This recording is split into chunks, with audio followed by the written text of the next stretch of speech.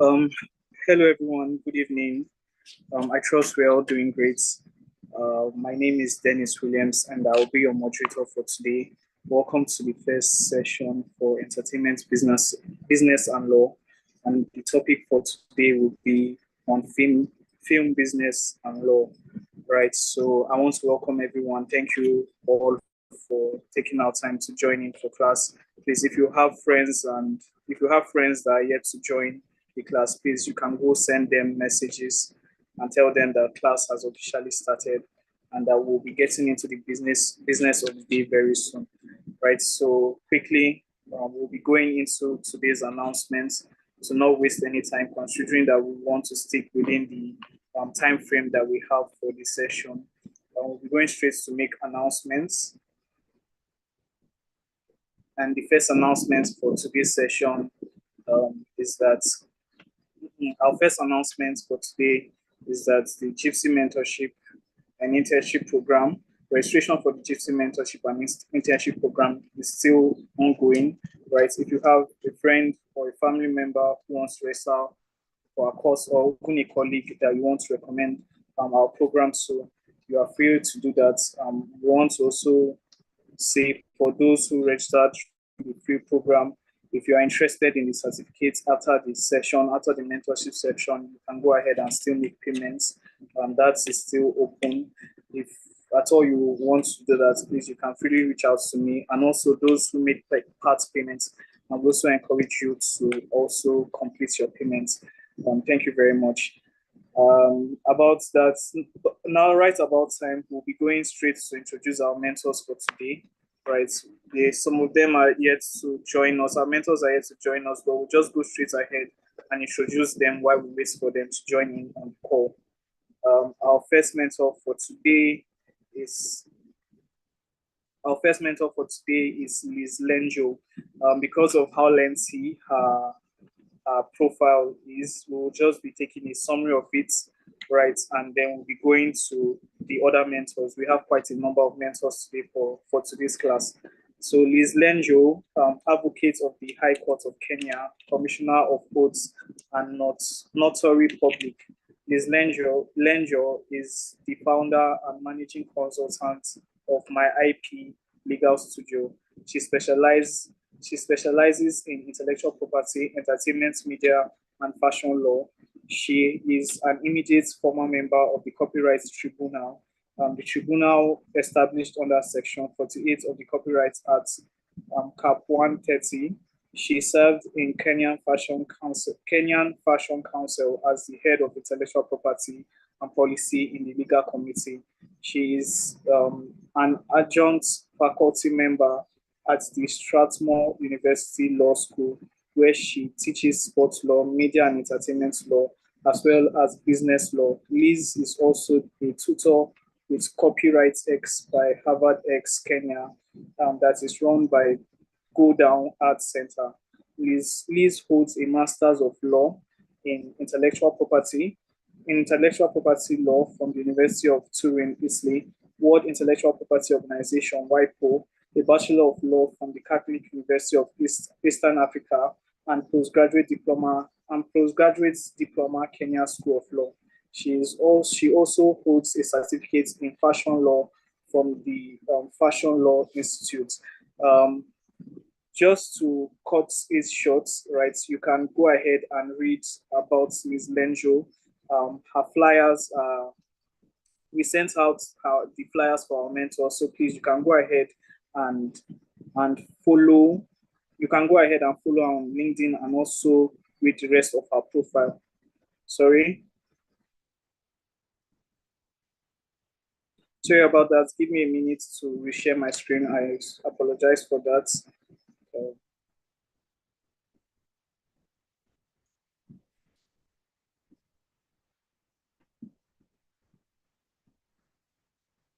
Okay.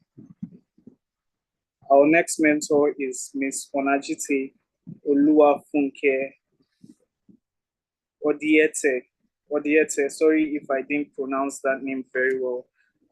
Sorry, Miss Onajite Oluwafunke Odiete. is a film and TV business executive and entertainment lawyer experienced in content licensing acquisition and distribution of film and TV programming for exploitation of rights by various on-demand and paid TV platforms.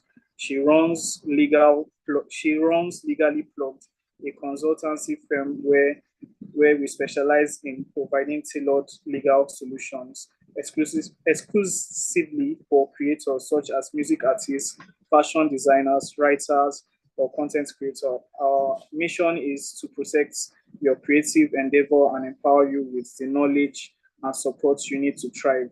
Onajite has had an impressive track record as a legal and business leader in media, film, and TV. She has helped supervise several short films and theatrical productions such as Balls, Gracie, The One for Sarah, EJ, and the upcoming future film The Weekend and Kilometer 17. She started her career in distribution as a content acquisition intern at Premium Box Office TV and now currently works at Gearhorse Studio as a legal executive for the company. Thank you, Ms. Onajite, for being here. We welcome your presence. Our next mentor for today is Ms. Amanda Uzoagba, Esquire. Amanda Neoma Uzoagba is an entertainment lawyer, award-winning author, entertainment executive consultant, public speaker, and legal educator. She holds a law degree from University of Nigeria, Nsukka, UNN, and was called to bar in 2017. She is currently the head of licensing West Africa at Ndobo.com AS, a Pan-African music service company where she oversees licensing operations within West Africa, particularly Ghana and Nigeria. Amanda has facilitated many events, conferences, and webinars targeted at educating entertainers, entrepreneurs, and creatives on the protection of their intellectual property rights works. She has more than 8 years of experience in the entertainment industry, starting as a blogger and a PR consultant for record labels before she was called to the Nigerian bar. As an entertainment business executive, she has facilitated and negotiated over $5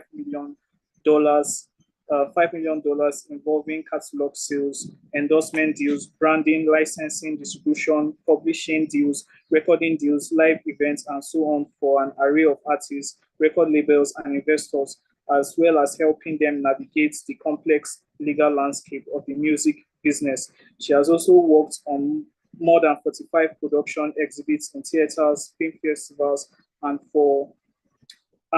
on international streaming platforms. She has also worked on a variety of co-production, development, and production deals with international studios such as Netflix, Sonic Pictures, BBC, Westbrook, AMC, Amazon Prime, Green Door Production, etc.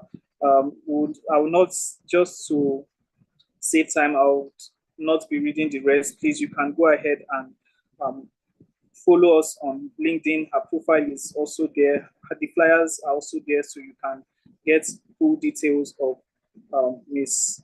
Uzoagba's portfolio. Right. So our next mentor for today is Ms. Omotayo Abiode.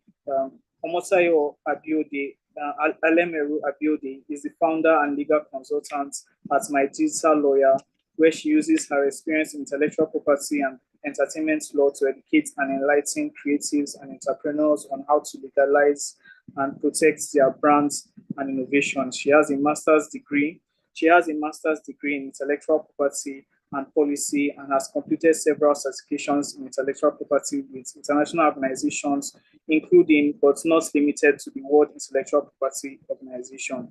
Omotayo has also widely known as My Digital Lawyer, regularly advises and represents a wide range of brands within and outside Nigeria on transactional commercial issues, including basic and technical legal issues surrounding intellectual property, media, and entertainment, with about 10 years post-call experience and about 5 years active experience in being an IP lawyer and tutor Omotayo likes to identify herself as a woman in entertainment and intellectual property because she constantly works with entrepreneurs and creatives as she uses her practical experience to teach intellectual property rights, thereby helping business owners and creative legalize and protect their brands, innovation, creative works effectively. To still save time, I will not be reading the rest of our profile. Please, you can do that on our various social media pages. Miss Alemeru's profile is there. Please, you can kindly follow her on LinkedIn also. Our last but not least on our mentors list for today is Mr. Chibuzo Obianjua. Sorry if I did not pronounce that name well, sir. Please kindly forgive me. Our last but not least mentor, Mr. Chibuzo Tados Obiajunwa, right, is a consummate professional with an eye for excellence and detail. In addition to being a filmmaker and screenwriter with many years of experience, he is an expert. He's an expert litigator. His background is further enriched by wide experiences actively working in the Nigerian cinematography film industry, Nollywood, in diverse roles over 2 decades. He is a front runner in setting up a modern and sustainable regulatory framework for the Nigerian film industry in line with global best practices.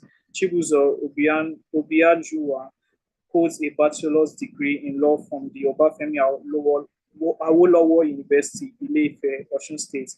He was called to the Nigerian bar in the year 2005. He holds a master's degree in entertainment and sports law from the Nasarawa State University, Kefi, Nasarawa State. In addition to being a legal consultant to several international organizations, he's a certified arbitrator. His expertise spans civil and criminal litigation, commercial law, subsuming entertainment law, intellectual property law, and white-collar crimes. He is a member of the Nigerian Bar Association and the Directors Guides of Nigeria. Thank you, Mr. Chibuzo. We are glad to have you in our midst. We welcome all our mentors and our mentees to today's session on film business and law. Right about now, we'll be going straight into what we have for today, and we'd like to call on our mentors that we have currently on call to help do due justice to our topic for today. And okay, I can see Miss Liz Lenjo on call. Please, ma, if you're with us, please can you help us run through our topic for today? Just give us an overview, a brief overview of the topic so that we can move on. Ma. Thank you very much, ma, for joining us.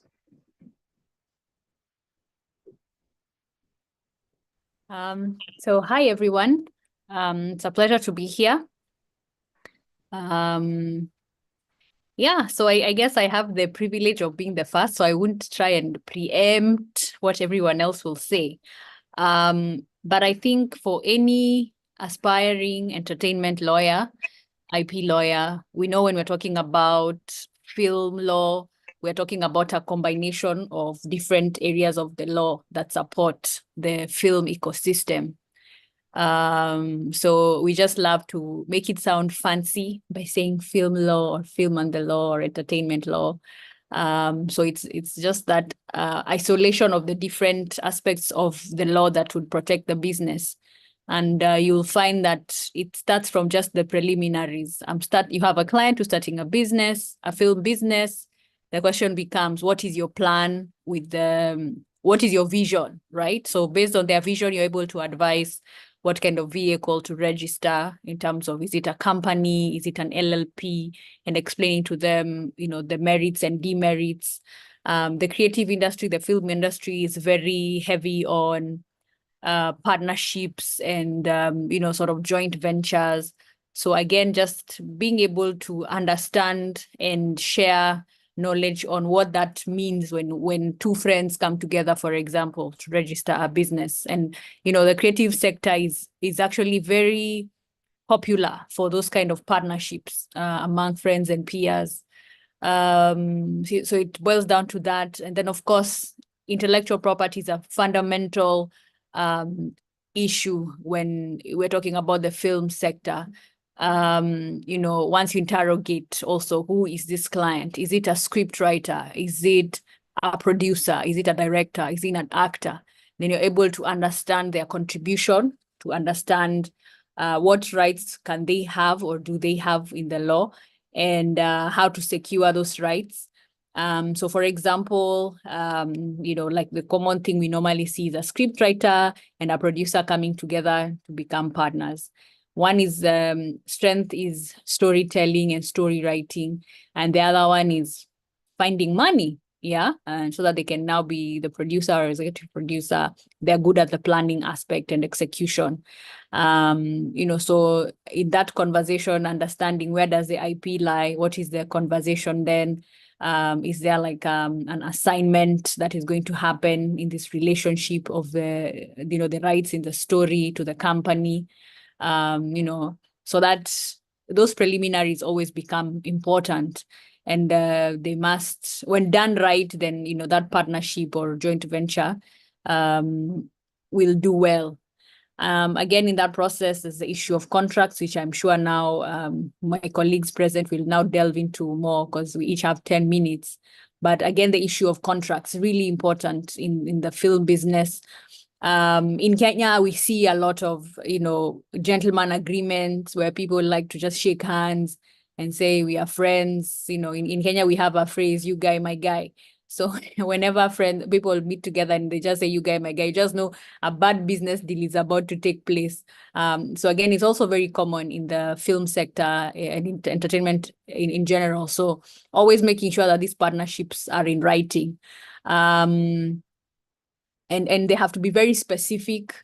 And, the one thing that sometimes sort of interferes with the successes is when a contract is just so abstract and it's not specific on the relationship, on the goal or the transaction, so much so that you don't even know how to measure performance, then that becomes a big problem. So again, the different contracts, isolating the roles, if you're going to, if you're working together, isolate those roles. If you're going to use any third-party intellectual property as well, then be honest about the usage and things like that. And I'm sure Amanda and the rest will talk about contracts more robustly. Again, the issue of accounting for films is usually really important. Yes, you have registered, you have maybe this one company. If you have a client who's a serial entrepreneur, then how do you advise them to plan their business around that? Do they have different accounts or do they keep registering different companies? Again, it will depend on jurisdictions and what is doable, and also how risk averse your client might be. There are people who you tell them you have to register a company for each production, they will just be scared. And then there are those who will be like, you know what, I'm a professional investor, I'm a serial entrepreneur, I am ready to do that. So again, there's never a right or wrong answer when it comes to that structuring, as long as it's legally sound, based on the laws and the jurisdiction that you're in. Then it becomes very important. Also, studying models from others who have done it is really important, so that you're able to give examples of what you see in the industry. I really applaud Nigeria because I think the kind of transparency your industry has is one to marvel with. Unfortunately for us in Kenya, we don't have that advantage. We are still struggling to push for our film professionals to be more transparent with their transactions, so that also even as lawyers, we're able to lobby for the right laws or policies. But I love what you guys are doing. So it's much easier to get data in Nigeria than it is to get data in Kenya, believe it or not. So again, like I said, the issue of contracts becomes really important, and how the business is conducted. And then, okay, who is in charge of what? Again, when we're talking about partnerships, it's very important that there is no duplicity. If you're dealing with investors, say, for example, a distribution platform, a partnership has to be solid in terms of who is the head of 1, 2, 3, and who is the head of the other type of, transactions and whatnot, so that you'd never find yourselves conflicting. So even as you're guiding a film or client, it's really important. And I think lastly, I want to mention, then the rest can take the floor, is the issue of labor laws in film. It's becoming a growing concern. I don't know about in Nigeria, but in Kenya, we are seeing a lot of unfair business practices in terms of the contracts. When we're doing, especially like soap opera type of productions, they end up, in production for more than a year. We're talking 5+ years. And for us and our labor laws, that essentially then means you end up being an employee. So, just an analysis of your labor laws vis-a-vis how are your clients running the businesses, or how is your client being treated if, say, they are a crew on a film or they are cast, what kind of negotiations can you make for them in terms of labor law practices, so that you also ensure the right taxes are paid, and they also accrue the right benefits respectively, so that then nobody is being shortchanged or being unfairly treated. So I think for me, I'd put that as a summary in terms of some of the things we see in the industry and some of the issues to factor in. So I just gave basically a creative summary. So thank you so much. I think back to you, Dennis. Thank you so much for that introduction, Ms. Liz. We would be having you again to come give your feedbacks after the mentees are done with their presentation. So we'll be moving rather to our next mentor to also come and give us an overview of the film business and law. And I think we'd like to call on next Mr. Chibuzo. Yes, Mr. Chibuzo, sir, if you are with us, please, sir, you can come over, or you can come up, sir, and give us your introduction into film business and law, sir.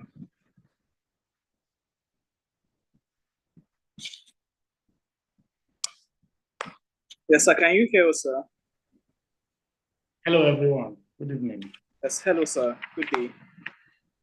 Hello, can you hear me? Yes, sir, we can hear you, sir. Loud and clear. All right. Good evening, everyone. Well, I wish to just start by saying that, as the last speaker said, there's some transparency in Nigeria in our filmmaking, but there's still a lot to be done. Okay, let me start by saying that, as an overview, I think that our filmmaking is still largely, in as much as we have made some good steps, as I say this as a practitioner, there's still a lot to be done. There's still a lot to be done. In Nigeria, we still see situations where there are unfair labor practices. You still see situations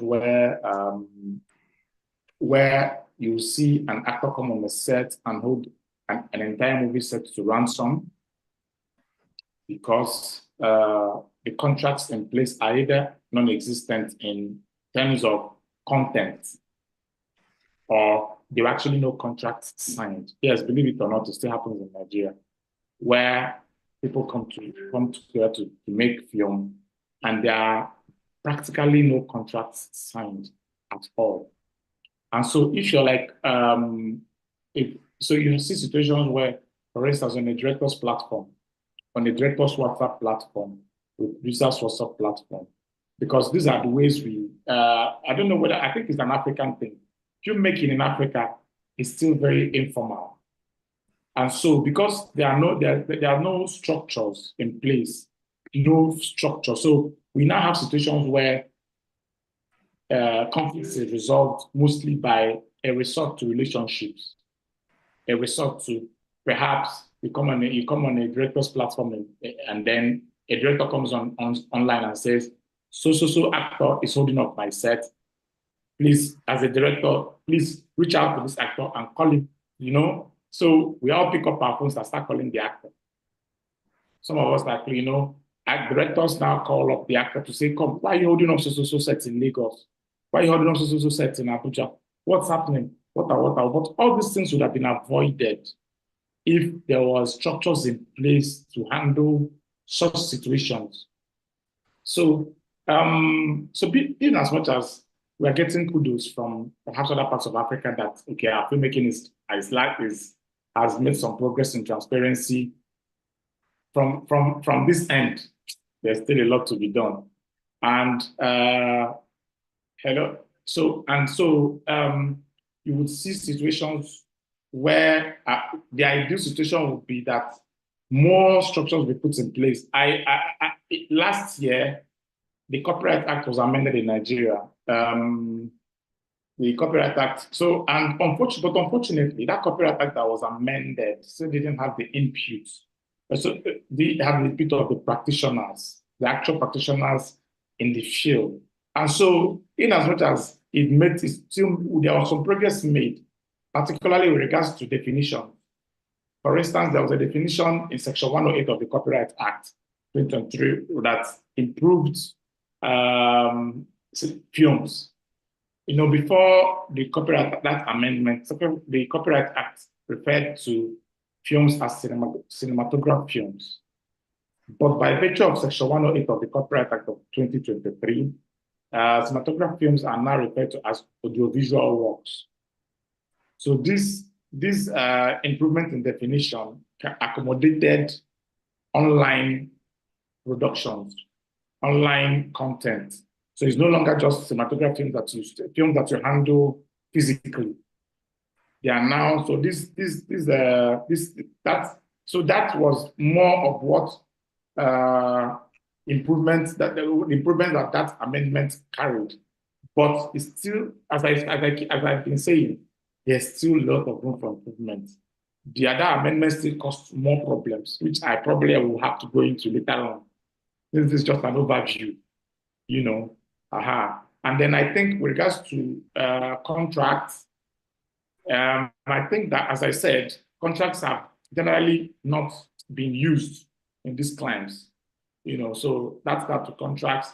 And then with regards to shooting of movies and writing scripts, I think, well, we've made some progress with in that regard with structure, but there's still a lot of progress to be made in that regard. And then when we go into the actual question and answer session, I'll probably elaborate more on the questions from the mentees. So this is more like an overview. Thank you very much. Thank you very much, Mr. Chibuzo, for helping us run through also your introduction of the film business and law. We'll still be going through to our other mentors on call. I think I can see Miss Amanda. Miss Amanda is with us. Please, ma, would also like to have you on call on the session so that we can hear from you on your perspective about today's subject matter. Miss Amanda, are you with us?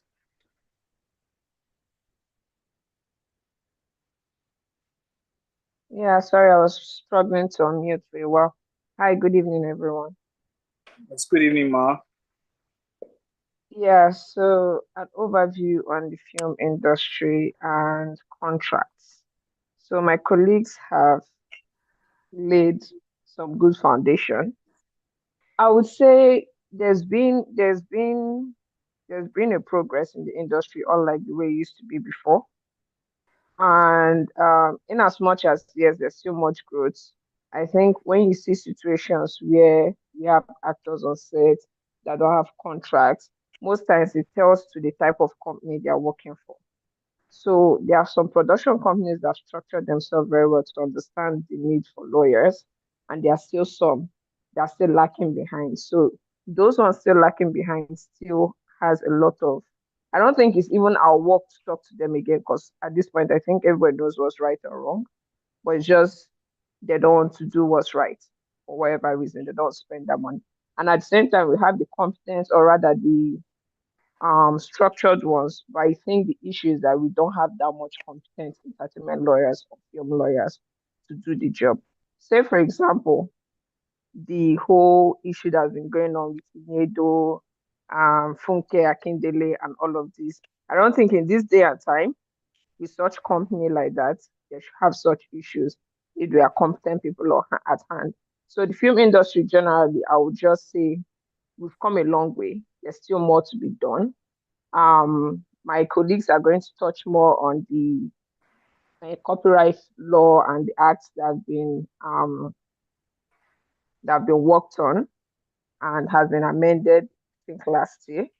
And like he said, there's still a lot of work to be done, but at least it's better than what we had before. Now, for the contracts, I would say the major things that you should have in mind is understanding the different stages of production, the different contributions that the people have to make. So for script writers to understand at what point you're coming in and what type of contract that you need. Say, for example, you're a script writer that is selling or that wants to collaborate with a production company to look for financiers. You have no business going for a scriptwriter agreement at that point because you've not gotten to the stage of needing a script writing agreement. What you need at that point is development agreement. So for the contract part, you need to very well understand the different stages of production, from development to pre-production to production, post-production, to the release and marketing, understanding the different type of contracts that are needed for different stages. Then understanding the key players in those different stages. For example, during development stage, everybody knows that that's the point that you're looking for co-production partners, you're looking for broadcasting, commissioning broadcasters, like streaming platforms that will partner with you to make your movie. At that stage, you're looking for financiers. Those are the three major people you need at that stage. If you don't have a script and you just have a vague story, then you need a script writer to develop a Bible that you use for your pitch decks. So all of that, I think, majorly, lawyers need to understand the different stages of the production. Different stages of production to know what services they are providing. You also need to understand the key players, when those key players are needed, when a scriptwriter needs to do this and when you don't need to do that. The rest of other things that you're not sure of, I think NDAs are one of the things that are very, very important in the film industry to use and protect yourself whenever you're having conversations that are still unclear, because that happens a lot in the film industry. Is there any other thing? So like I said, for the overview of the film industry, I think my colleagues, me mentioning anything, general overview of film industry is me just overflogging matters. So that's why I just mentioned the production part.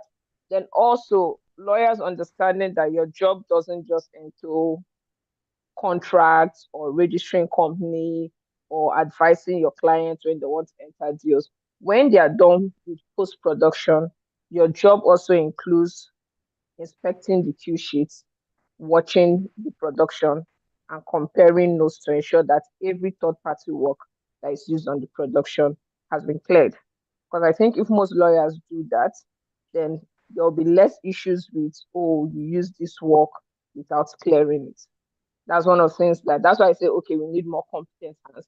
Because yes, we have great entertainment lawyers that have been in the industry for a long time, but film industry is somewhere that your legal knowledge alone is not all you need. You have to understand the film industry. You have to understand the film business itself to cater to the needs of those in that industry. So it goes beyond just legal. It also goes beyond, like I said, it goes beyond understanding or having the legal knowledge.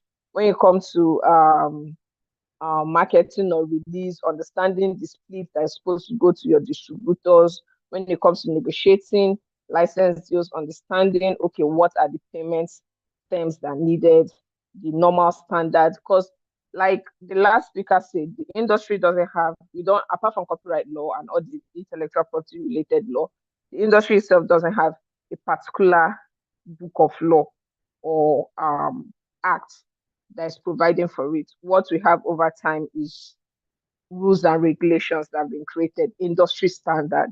So understanding whether an 8-year or a 5-year deal is good. Say, for example, understanding the fact that Netflix licensing your work for the first time will typically ask for 8 years. Anything beyond that, you have to negotiate. Knowing that if they are relicensing your work, then you're going for a 5-year. If they're giving you an 8-year, then you have to. So all of these are things you have to understand beyond just knowing, okay, yes, legally, intellectual property says this, or legally, contract law says this. You have to understand the film industry itself. So yeah, that's all I have to say. Thank you so much, Ms. Amanda, for that introduction of yours. Right, we'll be still having. I think we still have 2 mentors to go. I can see Ms. Omotayo. Ms. Omotayo, please, ma, we would like to have you so that we can also share a little light from your own perspective on the film business and law industry. Hello, everyone. Good evening. Good evening, ma. Okay, thank you very much, Dennis.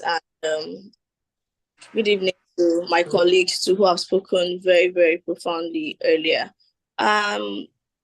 Since everyone already gave a brief overview of what the industry is about, I would like to focus on what you should do as a lawyer in the film industry. So I'll pick up from where Amanda stopped, where she mentioned that you do not just stop at understanding law as it is because you are a lawyer. You know, most times as lawyers, you are clouded with the knowledge of law that you forget they are creatives you are dealing with, and you should blend in with them. You should understand the core of this business. Okay, just like those in the medical field, right? I just want to deviate a bit so you understand why you should know what the film business is about. If you are a pediatrician or if you are a gynecologist, you should understand the body of the woman or the body of the baby, or if you are a neurosurgeon, you should understand these parts of the person, not just the medical knowledge, the jargons, if I was saying quote. So that's how it is with law. If you are a maritime lawyer or entertainment lawyer, whatever area of law you decide to focus on, you should know that business. Of course, we can't know it all. One thing I would like to say is research should always be like your go-to thing. You should be ready to read. Lawyers, I don't think lawyers will ever stop reading till we die somehow. You should be able to read, and not just read, network with people in that industry. So now, when you understand what role someone has to play in the industry, what role maybe the distributors, the actors, the directors, the executive producers, when you understand what they are supposed to do, right? You would now have a proper grasp of the right contracts to even put in place. And now, if you notice, if the mentors have taken note, you realize that practically every speaker today has mentioned contracts, and this is because this is somewhat the area of law that is very, very crucial to this industry. And you really cannot do without contracts, even for those production companies that are not structured, like the second speaker mentioned that we need to structure, right? For even those production companies that are not properly structured, even when they do not get into contracts pre-production, when there's an issue, the first thing that comes to mind as a lawyer is, okay, what was the agreement in place? What agreement did this particular maybe producer have with the financiers, or what particular agreements did you have with your cast and crew? So ordinarily, as a lawyer, when you come into a film business, maybe you have been hired to be a film lawyer for a film production company, these are things that you should be proactive about to avoid issues, because every now and then we hear of issues between or maybe this script writer, someone is using my script, someone adapted my script, or someone is telling my story without my permission. If there's a lawyer behind the scene, if there's a lawyer to guide these people, most of these things should not happen. Of course, we have the people that you expect to be learned. I'd like to give the example of the allegation against Funke Akindele, who I believe as a lawyer, such allegations should not come towards her, but we can't really say because we don't know the entire facts of the case. There are people that are knowledgeable in the industry, aside being lawyers. Some people have experience and they feel like they can't do much, or they can do much without their lawyers. People like that end up getting into loads and loads of trouble. So if your duty as a lawyer in the film business is not just to draft contracts. First, like I mentioned, you have to understand the roles, you have to understand the position, the stage you are at, and what exactly is the benefit of this course to your clients. So you have to be proactive. You have to think like 10 steps ahead, right? And then the fact that the film, like we're talking about film business, think of it like a business. It's a business. So of course your client is there to make money. It won't be bad if, aside just legal advisory, you are able to tell your clients several other ways to make money from their films. Oftentimes, if you're not knowledgeable about this, oftentimes you just see, oh, this particular movie is on a streaming platform or is in the cinemas. I can't really tell how the monies are coming about. It's not just one person that is getting this money. There are several other persons, and the way to get this money is by maybe seeking financiers, or you get products that's if your brand is, if you're a well-known production company, or you have good actors with you, you might decide to look out for product placements. You know, when you watch some movies, you just see they blur out maybe the water they are using. That's because no one is interested in advertising that particular brand. But the ones you see big brands or even smaller brands being mentioned, they probably have paid, and that's a source of income for your clients. That's for the production company if you work for a production company. So product placement, getting funds from financiers, not necessarily within the industry. You can actually walk up to a bank, not ask for loan or ask for collaboration. That's why sometimes if you look through the credits on some films, you will see executive producer is not even someone in the film industry. So it's your duty as a lawyer, right, to not just know the law, but also think of this as business and be like an added, a valuable asset to your clients, such that you can teach them, or not necessarily teach or advise them on several other ways to monetize their products. That's the film in this instance, aside just placing it out there. Then lastly, revenue sharing, because I think it's money that always brings about issues in almost every business, not just in the film business. Revenue sharing takes us back to contracts. When two or more people come together to do a movie, right? You might just think, oh, maybe the popular person that's the producer, or that's the executive producer, that's the owner, in quotes, of this movie. Whereas there are other people who shared ideas together to bring this movie, ideas and monies together to bring this movie to life. So it's your own duty as a lawyer to sit with whoever your client is, to discuss who they are collaborating with, who is bringing money, what are they bringing, even if they're not bringing money, what are they bringing in to the table, and what would they get out. Once you clear all of this, communicate clearly all of this, it should be in writing at all times. There are several, not just cast and crew, but there are several contracts you should get to know in the course of your work as a film lawyer. Basically, everything you do with somebody, just put it at the back of your mind. Whatever you're doing with someone in the film business, because of course you can't do that. You can't stand by yourself as a creative. You can't just be a producer by yourself, an actor by yourself. Whatever you're doing with anybody, get it all out in writing, and you understand the role of everyone before even advising your client. So I think I've passed 10 minutes. That'll be all for now. Thank you. Thank you, Ms. Omotayo, for that very insightful talk on subject matter. We'll be having our next mentor, last but not least, on our mentors for today, Ms. Onajite. Ms. Onajite, thank you so much for joining. Hi, everyone.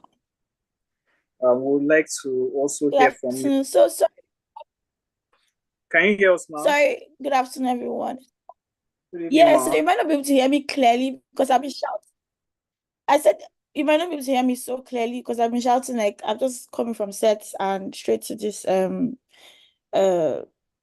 session, right? But I'll try and be audible. Please, if you cannot hear me, just like let me know at any point. all So right. I'm very glad to be here today.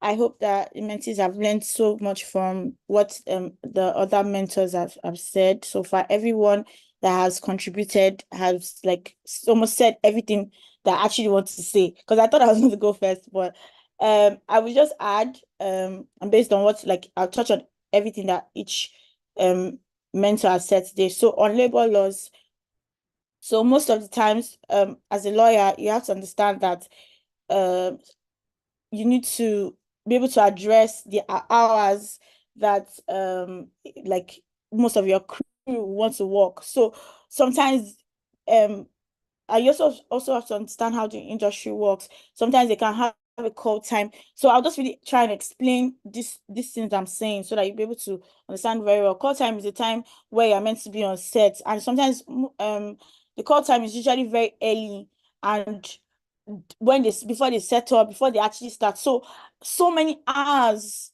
Sometimes there are problems that before you actually start setting up, there are problems that might arise. So you already know that, okay, if there's a problem on for like maybe a particular prop is not ready, that's going to affect the timing.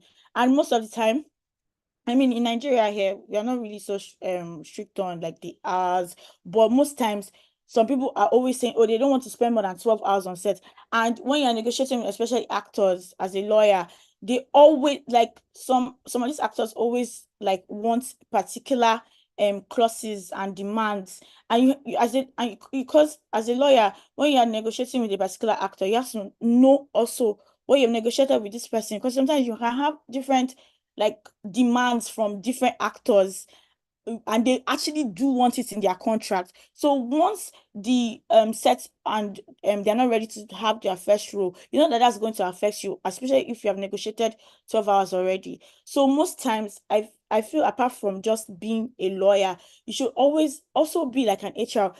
That is like how, you know how if you have an issue with someone or something like that in a corporate setting, you know that obviously you want to report to your HR. So I would advise that for you to be in the film industry as well, you need to also have human like you need to actually step yourself down and have that human feeling. So sometimes the actors might come to complain to you, the crew might come and complain to you. You need to be able to manage those situations. You know that obviously you're also protecting the company. You need to make sure that they don't go over, because the way it works in film industry is that they already have like a schedule, they already have an amount of days in which they're gonna work, and they cannot go over. If they are going one more day, they're spending more money and it is increasing their budget. So you need to be able to manage everyone, because now you have issues of a cast saying, oh, this is not ready yet at 12 hours, I can't spend more than 12 hours.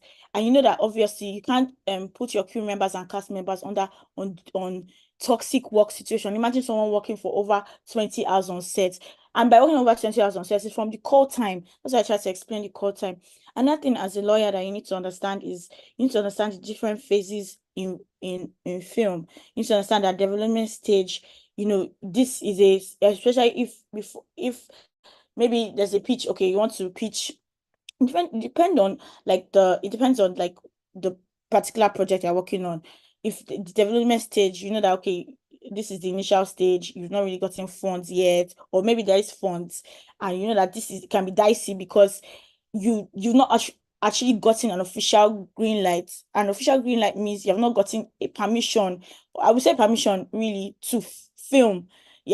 So this stage is like very dicey. You don't know what is going to happen. So you need to ensure that there's so many people that might not actually be that they were in development, but they might not be in shoot. So you need to understand how will their credit work. You need to be able to take steps back and understand different contracts you need for different stages of film. So different stages of film, development, prep, shoot, post, and distribution.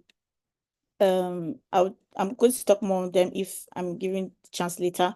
And then you also need to understand that some contracts can be poorly drafted. There's so many times I'll just read a contract and I'll just be like, oh my God, like, why are you complicating matters? This is very simple. I need to also understand that you can have the counterparty's lawyer not actually understand the way the entertainment industry works. I've had several cases like that, and I've had to like have a conversation or like a kind of enlightenment. You will not just say, oh, maybe if the other counterparty wants, oh, I want my this thing to have royalties, and you know that this thing cannot work. You obviously know it cannot work based on what the producer has said. So what you would do instead, or maybe they have like a very outrageous demand, and you know that this person, like the counterpart, doesn't really understand the way the industry works. What you can do is to like come down to the level in which they are a little and just try and enlighten them, explain. You don't need to go back and forth. Oh no, this, because you're wasting, like, so if you go all the back and forth they are going in, the producer is like, what's going on? Why are you wasting time? And most of the time, I know Amanda and but I will kind of understand that your producers are like yeah, they're like telling you, okay, please, what's happening with this thing? Because they like what all the other speakers have said, this more of gentleman's agreement. All their life is that we have this mad idea. You're the one, they'll just feel like you as the lawyer, you're the one that's preventing them from blowing, basically, because you are being outrageous with your demand. So as a lawyer, you know that, okay, you need to protect the company. You also need to ensure that you're moving ahead and moving forward. What are you going to do? You need to now try and develop strategies on how exactly to manage both your producer who is demanding things from you, like, okay, what's happening, and then the counterparty is making the most outrageous demands that you know that these people, they must be kidding. And what I wanted to also add again is also for product placement, like Momotaya mentioned, is sometimes there are some brands that will say, oh, they want, if you are doing a prop placement, for example, you know, prop placement is like you are getting sometimes. Okay, let me explain prop placement very well. Let's say I want to use a hair. I want to use the character is a Ote or something like that, and there's a particular dress that Ote people wear, and there's a particular fashion designer that is like she's known for that, and I want to use her brand. I can say, okay, I can enter in conversations with her and say, okay, give us your products, give us your products for free, and then we'll give you credits, we'll give you social media mentions. Now, some of them can be outrageous and say, oh, they want their credit to be on the opening title card, or they want their products, they want their credit to, you know, immediately after the film is done, they want their credit. And you know that obviously, and you also need to know the way credit works, especially if you want to work in film industry. You need to know that as in film industry and crew cast, they take credits very seriously. Like, it's something that if you miss it, they can sue you. Like, I'm not even kidding. Like, they can say, oh, although there are some clauses in the contract that you can put that, you know, kind of minimizes that effect, but they can decide, okay, they don't want to work with your brand anymore. They can decide, okay, they want to blacklist your brand, and you know that that's not good for your film business. So I'll just speak on credit like before I round up and say that you have to understand the people that go to opening title credits. It's not everyone that goes to opening title credits. There are some people that are just reserved for opening title credits, and there are some people that are reserved for closing title credits, and there's also people that are like reserved, and sometimes they can decide not to credit, like they can also decide not to credit like some people or extras. You just need to be able to understand and prepare your credit list properly. So that I will just end on that note before we actually start properly. Thank you, guys. Thank you so much, Ms. Onajite, for also sharing or helping us do due justice to the film business and law topic for today. Okay, we'll be shortly going into the next segment, which is our mentees presentation. But before we do that, because of I'm sure not everyone has sufficient lighting in their background, right? We would just like to take our picture time immediately and quickly so that we can get on with the rest of the section. So please, I'd like to ask our mentees to turn on their videos. Those who don't have their videos turned on, right, we'd like to ask you to turn on your videos so that we can see your faces, we can take our picture, and we can head on with the other section. So please, if you are with us, turn on your video camera I also want to please kindly ask our mentors, please, to also help us so that we can take our picture. Thank you very much, everyone.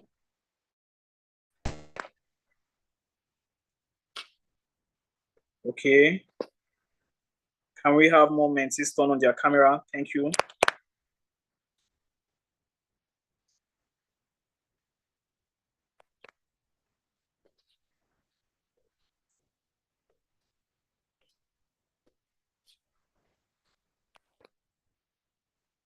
All right, we're done with that.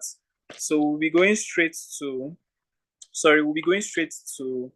the presentations. Please, we would like to have the group presenters for group 1 and group 2 make their presentation so we can have our feedbacks from our mentors, and then they can also highlight and give us and tell us more on the subject matter, and then we can go straight to question and answer section. So please, group 1 presenter for entertainment, business, and law, please come up and make your presentation. Share your slides and make your presentation. Presentation time is 7 minutes. I would like you to do that quickly so that we can get on with the rest of the class. So group 1 presenter, please come up quickly and make your presentation.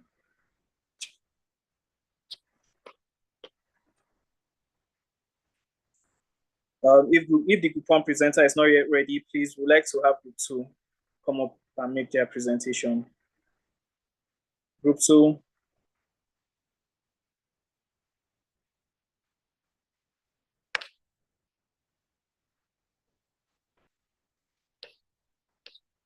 Please, we're short on time. Please, can we have our presentation done?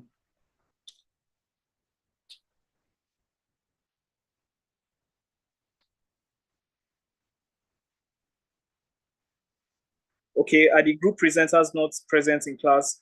If the group presenters are not present, please, the backup presenters can also take over. Group 1 backup presenter, if you're ready, please go ahead and make the presentation.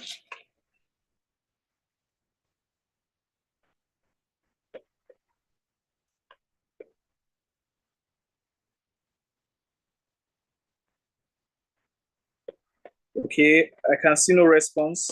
Group 1 and group 2, please, what is going on? We would like to have our presentation right about now.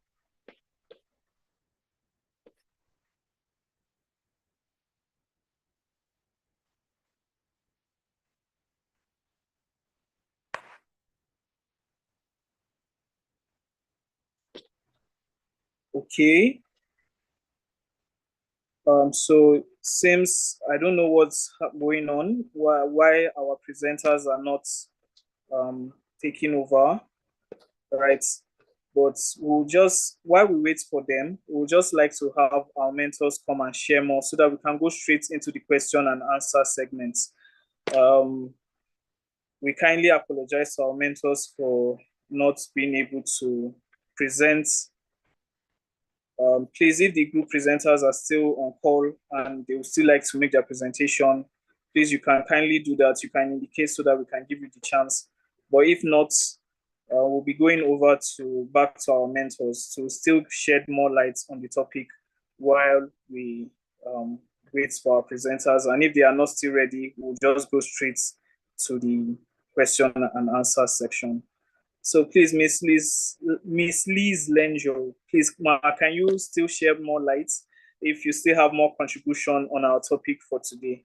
And maybe since the mentees presentation were sent to our mentors, if they can maybe also give us feedback on what the mentees were able to do during the presentation, if you were satisfied with their work that they put together, and maybe you have maybe some corrections that you would like to highlight in the presentation that they made that was sent over to you. Okay. I think one of the things I want to emphasize a lot on is just the issue of the role of contracts. I think of all the entertainment businesses, film is one that has like the most contracts, very intricate contracts. And when you're a lawyer in film or legal counsel in a film, you have to pay attention to the details. You have to think even to the extent of, okay, set design. Where are we getting furniture from? What kind of contracts do we have? Are we including any artworks? Who is the artist of this work? How was it obtained and all that stuff? Because again, when we're talking about the issue of what is public domain, a lot of people misunderstand that public domain means publicly available, and that's not the case. I imagine that those of us who are present here understand that public domain in IP law generally means an IP asset whose rights have expired under the law. So if it's copyright, depending on what kind of asset in copyright, for the lifetime of the author plus 50 years or 50 years from the date it was made available, if it's a sound recording or a broadcast and whatnot. If it's a trademark, has it been renewed, like all those things. So what is public domain? So, but people always imagine, oh, I saw it on the street, that's public domain, it's available, I can use anyhow, right? But if it's someone's work, then you have to find the author. Again, when we're talking about the exceptions and limitations, the issue of incidental use in film, it's very hard to claim incidental use because it's a creative process. By the time a producer or a producer wants to shoot a particular scene at a particular location, they know why. Like, you cannot claim that this was incidental. So if there's a mural on the background, that's an artistic works, who is the author? Clear those rights, have it in writing. Always important. I think also when you're advising film clients, it can get very interesting sometimes. I don't know about you guys, but I've had situations where a client has not like thought through everything, especially like music licensing.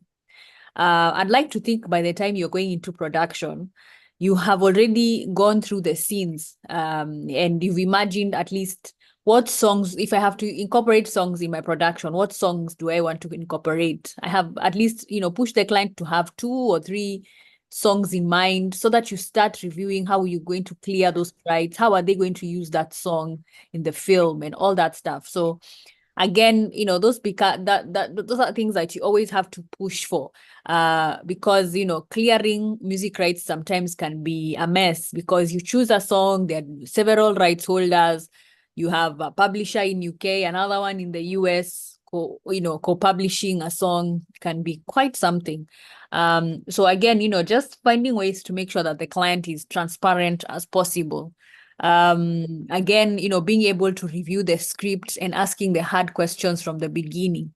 I've had a situation also where a client has gotten the film licenses and everything, and then somewhere in the middle they email me and say, oh, we need a nudity rider. And I start asking, have you cleared those scenes with the classification board? Unless I see a license, I am not going to start drafting a nudity rider, because we also, like for us in Kenya, we have very serious laws around such productions and scenes. So again, that means as a lawyer, if unfortunately, like for me in that instance, I could see myself giving this rider, they use it, I never saw any clearances, and then now I find myself in a situation, now they will throw it back to me and say, oh, but our lawyer, and I'm like, I can't even justify. I never saw the clearances from the classification board. So like that, I had to distance myself, and I told them, you know what, unless I see clearances and I also see a copy of this amendment to the script, I'm not giving you a nudity rider because it is my neck on the line. And I think that's how sometimes you find, as lawyers in the creative industry, sometimes you have to stand your ground and make sure that all the ducks are in a row. Because easily when a production goes to the dogs or an element goes to the dogs, it will be the lawyer who will be the sacrificial lamb. And again, you would never want to be in a situation where you're fighting with your clients. You might have to bite a bullet, but that bullet might be very painful or very expensive to extract. So I think it's really important to delve into that. As far as the presentations are concerned, it's nice to see that both presentations have thought through the film business. You're bringing out different aspects from rights ownership to to the different laws that support the film industry. So I applaud those presentations. I think for me, the one thing I was hoping to see more as well was now the issue of contracts. What kind of contracts you would also be looking at in film? Because like I said, film is very contract heavy. So that means you start thinking of a production from pre-production to during production to post-production. Also just thinking about important clauses to have in different contracts. I was looking forward to also seeing that.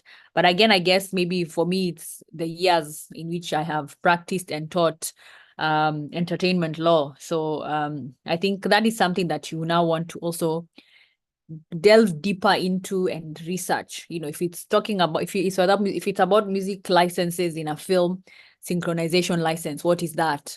So that then what does it look like? If it's a mechanical rights agreement, what is that? How does it look like? And those two contracts, think of, for example, The Bodyguard.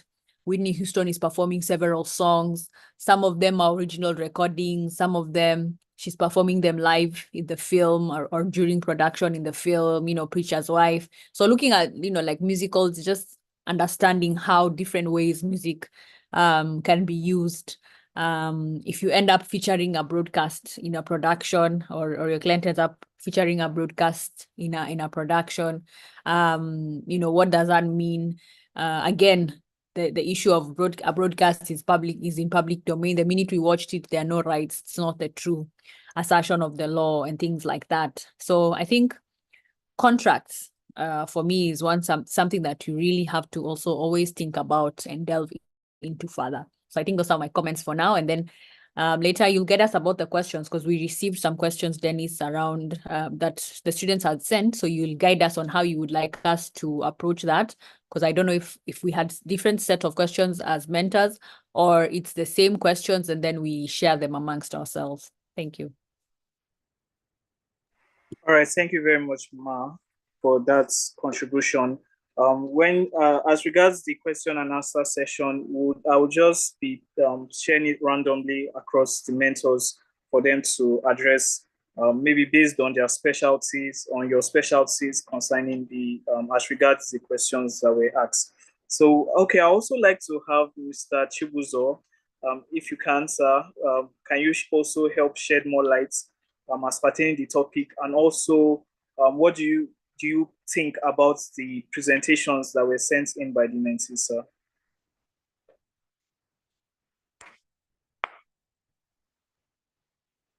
Okay, can you hear me? Yes, sir, we can hear you, sir. All right, before I proceed, I would like to receive clarification regards to, okay, what particular thing would you want me to respond to? Let me understand. Okay, sir, we would like you to just maybe shed more light on what you earlier said, and for the presentations that were sent in, I think we emailed the presentations, the mentees presentations. So also like you to give your thoughts on what they did, sir. Okay. Looking at the presentations that were done by the mentees, I'm seeing here overview of the regulatory framework for film in Nigeria. That's for group 1. I'm seeing that's the presentation that was done. I received for group 1. I think it's a good effort. Applicable Nigerian laws. I think to start with, I think there was a good attempt. There was a good attempt to adequately organize, because this can be done and you won't have a coherent presentation. But from what I saw from the presentation, the slide I received, there was coherence. There was an introduction. There were applicable Nigerian laws. Then I saw, okay. Then there's, but I think there was too much, there was, okay. Well, I think it's in order because the laws are quite many. Our problem is implementation, actually, not the number of laws. So they would have to reel out all the laws. Then, regards to ownership, they did some good justice to ownership, film financing, methods of film financing. Okay, then collective management. Okay. I think all in all, it's a good presentation. At this fundamental level, the most important thing for me is coherence. If there's a coherent organization, even if it does not give, even if it's not as deep as it should be, even if it's, of course, there are mentees, even if it doesn't have, it doesn't cover adequately, as in it doesn't cover exhaustively. I think that's the more, that's the expression I would need to use more. Even if it's not exhaustive in this, in the coverage of the subject matter, at least for at a fundamental level, it's organized. So anybody reading it can say, okay, okay, this is what its intention, this is the, it's categorized and you can understand what you're reading. Then for the second, I don't know whether I can comment on both groups, or is that for some other mentor? Yes, sir, you can comment on both groups, sir. I can comment on both groups. Okay. Then with regards to, I can also say that with regards to this second group, film business and law presentation.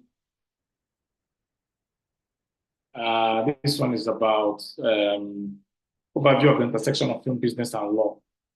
To be honest, I think that this is a very large subject matter, so it will be difficult to do justice to it in just one conversation like this. Just it's large. It's going to. So kudos to them. They also did a good job trying to touch on all the aspects. Importance of legal construction in the film industry, organization and royalties, organizational structures within the film industry.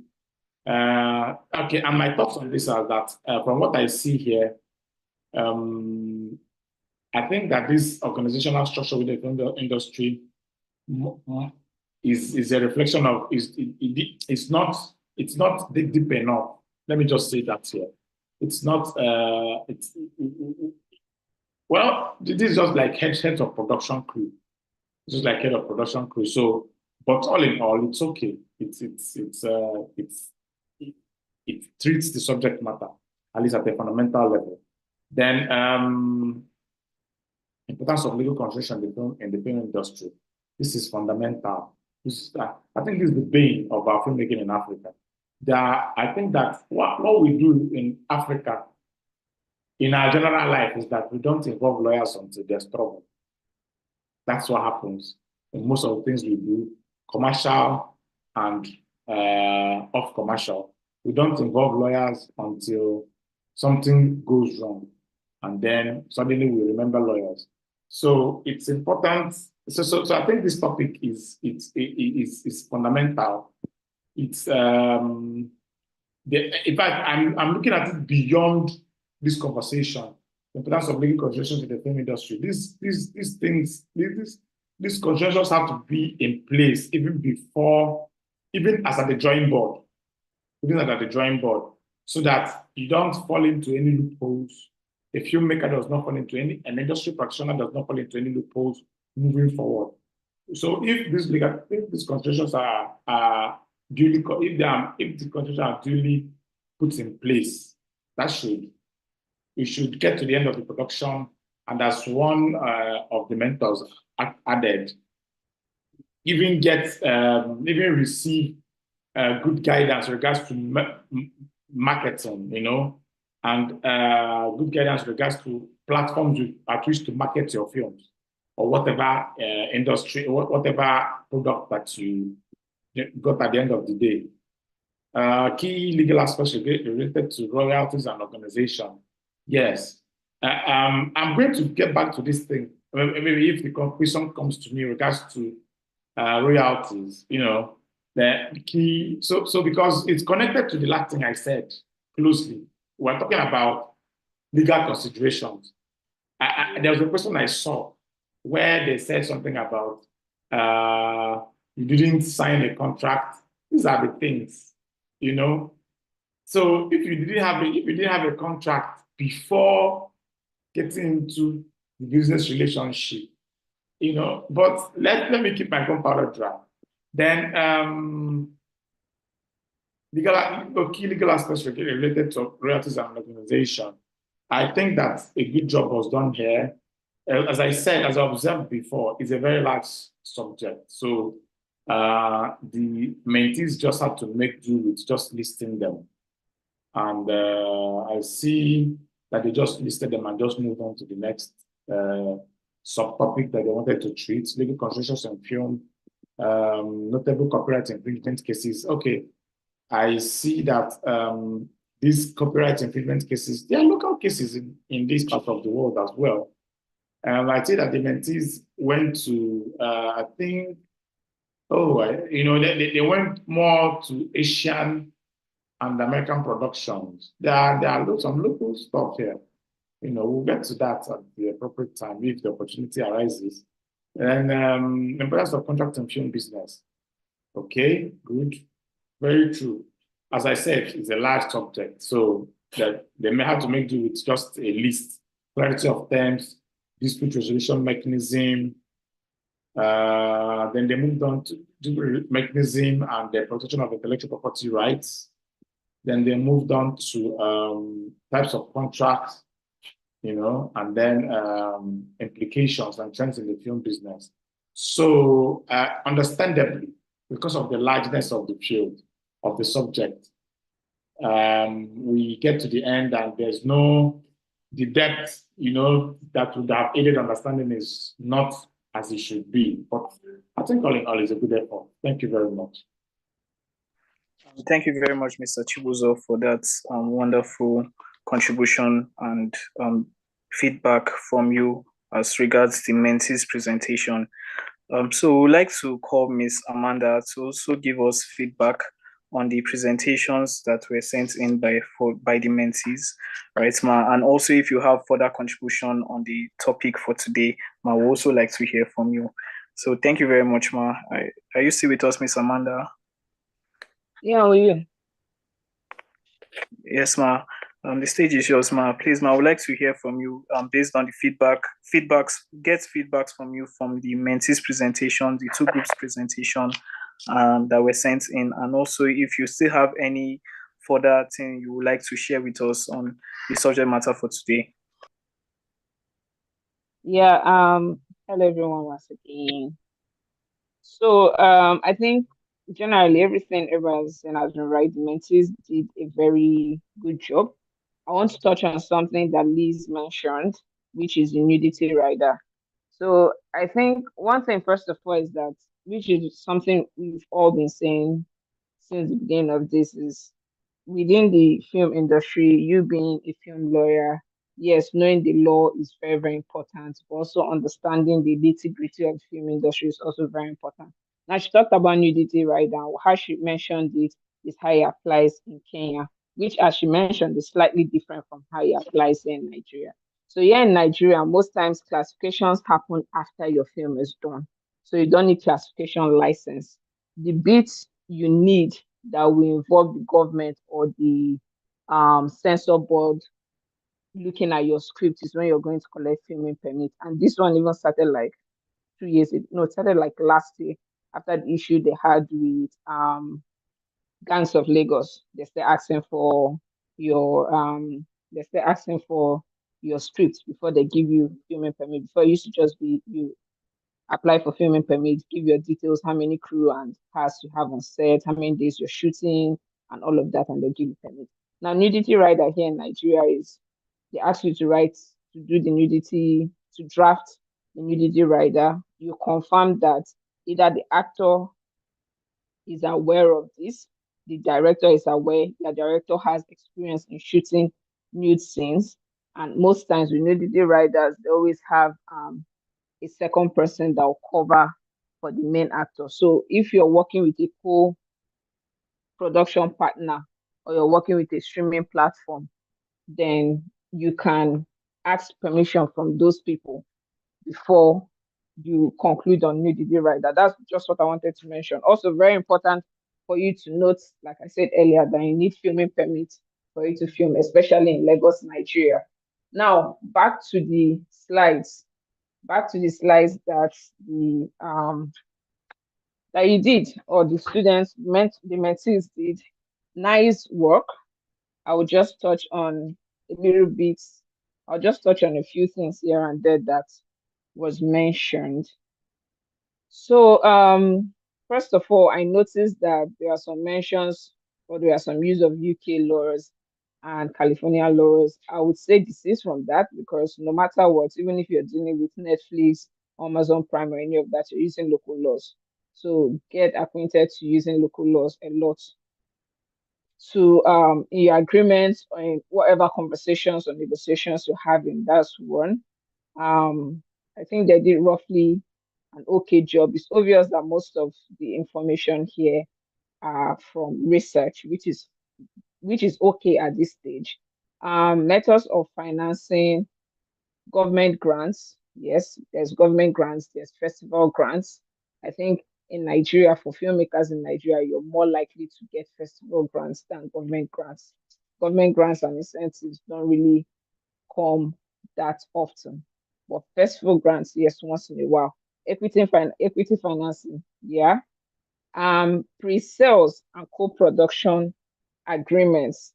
Okay, I'm not sure what the pre-sales there is, but co-production definitely, or co-production agreements definitely for whether your streaming platform or with your co-production partners.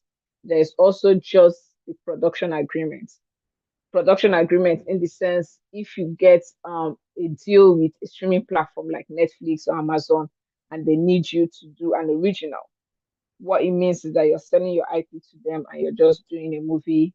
And when you're done, they pay for the entire movie. You're not going to have to look for any part of the finances anywhere. They pay for everything. Those budgets are usually, for Nigerian normal budgets, they're usually good. Not great when comparing with our other counterparts, but for Nigerian market is good. They pay for everything, and at the end of the day, they own the production. Likes of production and originals are like Blood Sisters for Amazon, Gangs of Lagos, stuff like that. CMO, collective management. I think this I would say aligns more with um your the music part. For the film part, not much management because there are no royalties that are being paid, which is one thing I wanted to touch on.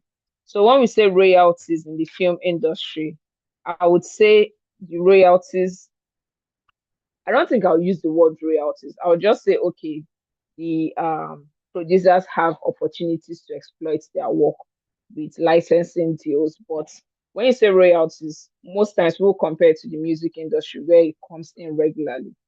Streaming platforms will tell you outrightly they don't pay back end, which are royalties. So the only royalties that you can see is okay, your movie went to cinema, it had the cinematic run, and at the end of the day, this is how much you made. People will share that.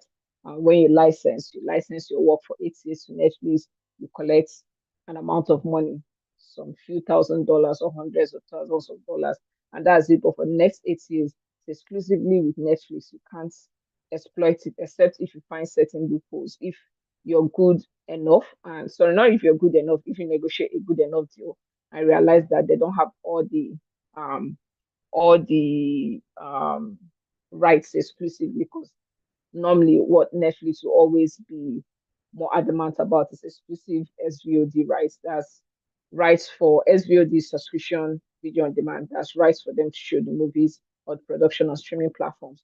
But you can still take it for free to air. But because of loyalty, to Netflix and wanting the movie to have value or the production to have value so you can relicense. Most producers or production companies don't do that. So you realize that you just get that for the next 8 years, there's no royalties. Netflix is not going to pay you royalties going forward. So I don't really like to call it royalties because of the comparison and the imagination and what people know royalties to be spending from the music industry part. So collective management, I just want you to understand that CMOs only triggers in the film industry where you have an original composition in your music. Or let's say, for example, when they did Living in Bondage, and I think most of Play Network's production, they usually create original music that afterwards they put on streaming platforms. If they do that and they don't pay off the artist once, and then the artists get to keep some of their royalties, they're supposed to get mechanical royalties and all of that. That's when CMOs triggers them. But on the normal film points, they don't really have much business with us. On the second production, I think I've talked a lot, but I'll just try and summarize. On the second group's presentation, still an okay work. Like in general, I'm very impressed with what you know and what you found out at this point, because I think as a student or at this, sorry, I really don't know your stages, whether it's students or graduates, but when I was this young in the profession, I didn't really know much of these things. So it's nice to see how far you've gone. Key legal aspects relating to royalties and organization. We don't have that much to say here.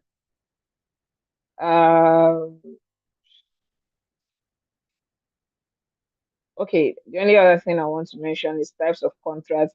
These contracts mentioned are there are contracts in the industry, on the film industry, but they are just one part. When I say one part, they're still very, very, very, very. There's a lot of agreements in between all of these agreements that you still need. When you come to development stage, you need your option agreement. Definitely, I'm saying it here. Great to see. After the option agreement and option period is over, maybe you go ahead to buy the agreement. Then you need an agreement to signify the buying of the script. You need a co-production agreement at this stage. You need is at this development stage. If there's need to develop the script any further and getting writers, you need writers agreements, script consultants agreements, script writers agreement, and all of that. When you get to production stage, you need your cast. Let me not call it actor agreement. Your cast agreement, your directors agreement, producers agreement, production crew agreements. Also within this stage, you also need equipment lease agreements. You need your NDAs, you need your release agreements, and your release forms or release agreements should come in two forms, monetary and non-monetary, in case there's some people on the road that are just clearing their rights, but not exactly paying them for it. So in those two formats, at production stage, you also need your location agreements, paid and unpaid. When you now get to post-production, which I'm not saying here, post-production, you need all the agreements for the editors. Post-production, you need agreements for, that's when you now start clearing third-party works, artwork release agreements, although sometimes also needed during the shoot, but let's just say during the shoot, you don't know so much what you need. Now, Liz mentioned something about trying to find out the music you need during the production time. I would say from my experience here in Nigeria, it's tough to figure that out because most times it's the directors that decide the songs that they'll use. And these talents, that's why I say you working in the film industry as a lawyer goes beyond just knowing the law. You have to realize that guys in the film industry have a different way of working. So you need to follow them. It's like catering to kids. You need to follow them back to back. If not, things will slip. You can't just sit down in the office and expect, oh, when they make the decision, they'll let you know. Some of them are that way, but the rest you have to follow back to back. So most times from my experience is when they wrap production that they give you a list of songs they need for the production. I then start tracking down the right holders. It's a very, very, very, very, very stressful process, especially when you're dealing with very old songs, or when you're dealing with songs that you can't find the exact right holders, or there are a lot of contributors, or it's a foreign song. And I have to start working with publishing companies to track down the right holders or companies that their general work is tracking down rights holders, you need to clear all the songs that go in. Also, within post-production, you need your score agreement for the person doing music scoring. You need, if you're going to use special fonts, you need font license agreement. So why all of these are necessary is that at the end of the day, especially when you're dealing with big productions, when you know that this production is going to go to Netflix or Amazon or any streaming platform, they want to see your chain of title. And your chain of title is all the agreements signifying that the production company or the producer actually owns the intellectual property wholly to this work. So everybody has to transfer rights to the production company and the or the producer. Now, some people might say, oh, some people want to retain rights.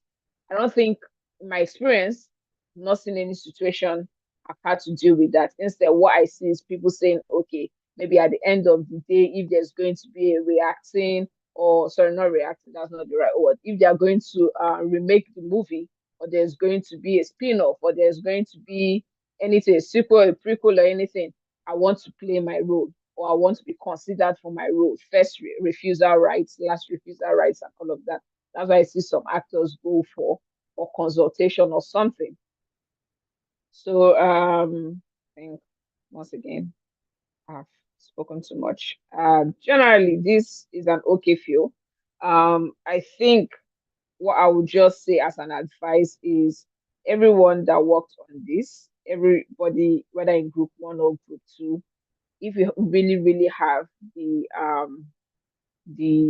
desire to be a film lawyer, you've done your research, no problem. I would say take your time to understand how the film industry works, understand the different types of rights that are given to streaming platforms. Understand that there's AVOD, that's your YouTube, there's SVOD. Understand the VOD platforms and the rights, because video on demand is kicking cinemas in the butt right now. That's just for a fact. So understand what all of these mean, because to help you better provide services to your clients. Understand how the industry works fully. Onajite mentioned something, understanding how credit rule works. Who's going to be on the opening card, on the second card. Understanding that when you're negotiating deal, ensure that size and placement of credit is left at discretion of the company. If not, of the producer or production company. If not, what you have is everybody deciding where they want to be, and to be a problem. Know that at the end of the day, when your production is out, I've said it before, compare notes, compare your cue sheet to your production, compare your cast agreement and your crew agreements, ensure that everybody's credit is duly given. Because Onajite mentioned it, and that's for a fact, it's going to cause a big problem when that doesn't happen. Ensure that the music credit is proper. There's a standard.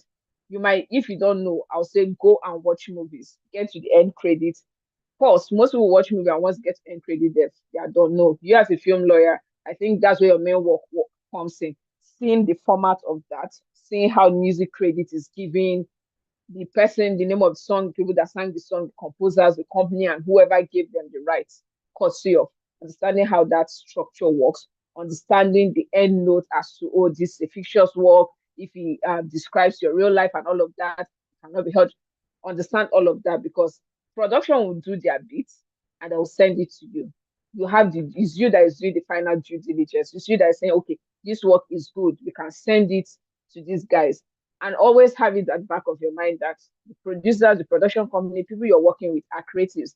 They are more concerned about the creative part, the creative feel, and all of that to the production, which you should connect to, but just understand that the legal part is no matter if the person was a lawyer in formal training, or no matter if you have talked to the person so many times about legal paperwork and all of that, understand that that is your job. It's something you have to work on. She also said, which I'm just like mentioning point she said again, when you're negotiating, understanding set rules, understanding if you're working with a closed set and open set, all of these are needed for your negotiation of your cast agreement.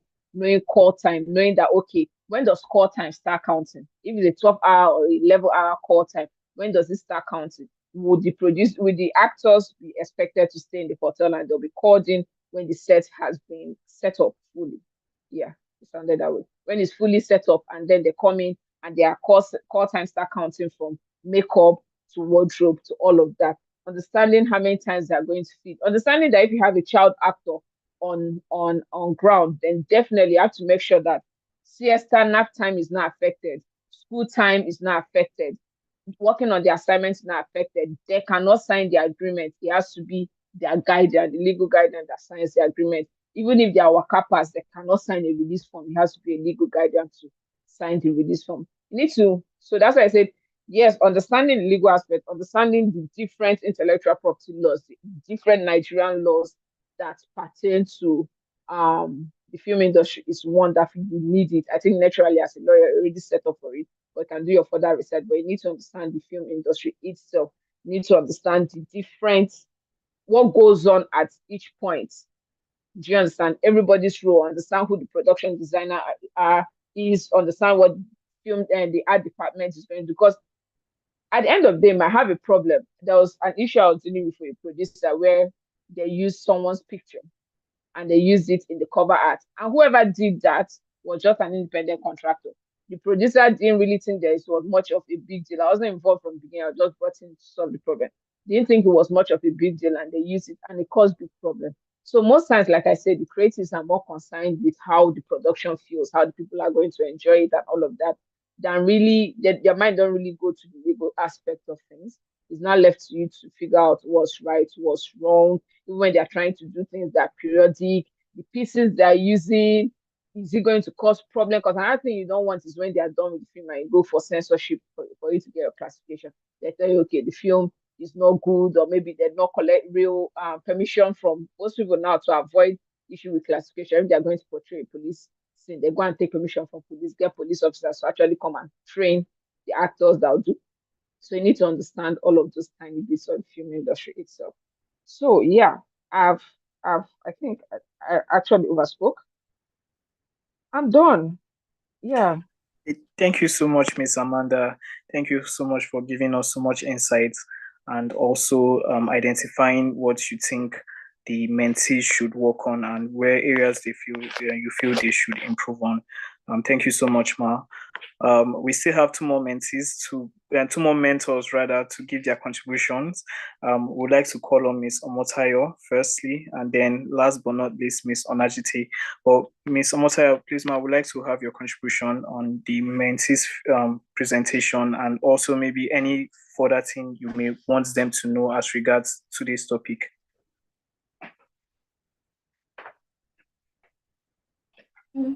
Hello everyone again.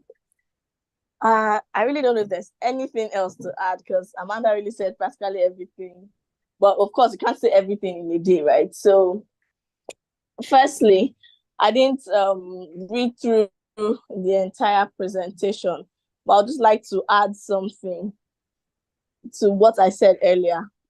Treat this as business, film business, aside the fact that you're a lawyer. No one can take away your law degree or your license to practice law from you, but you have to understand the business. If you're certain you want to practice as a film lawyer, you have to understand the entire activities that go on within the industry. And like all the speakers have mentioned about credits, about the rules of cast, crew, financiers, streaming platforms, you have to really understand how all of these work. So while you have done, most of you have done research, I believe. I don't know what's happening. Is someone sharing their screen? Okay, so while most of you have done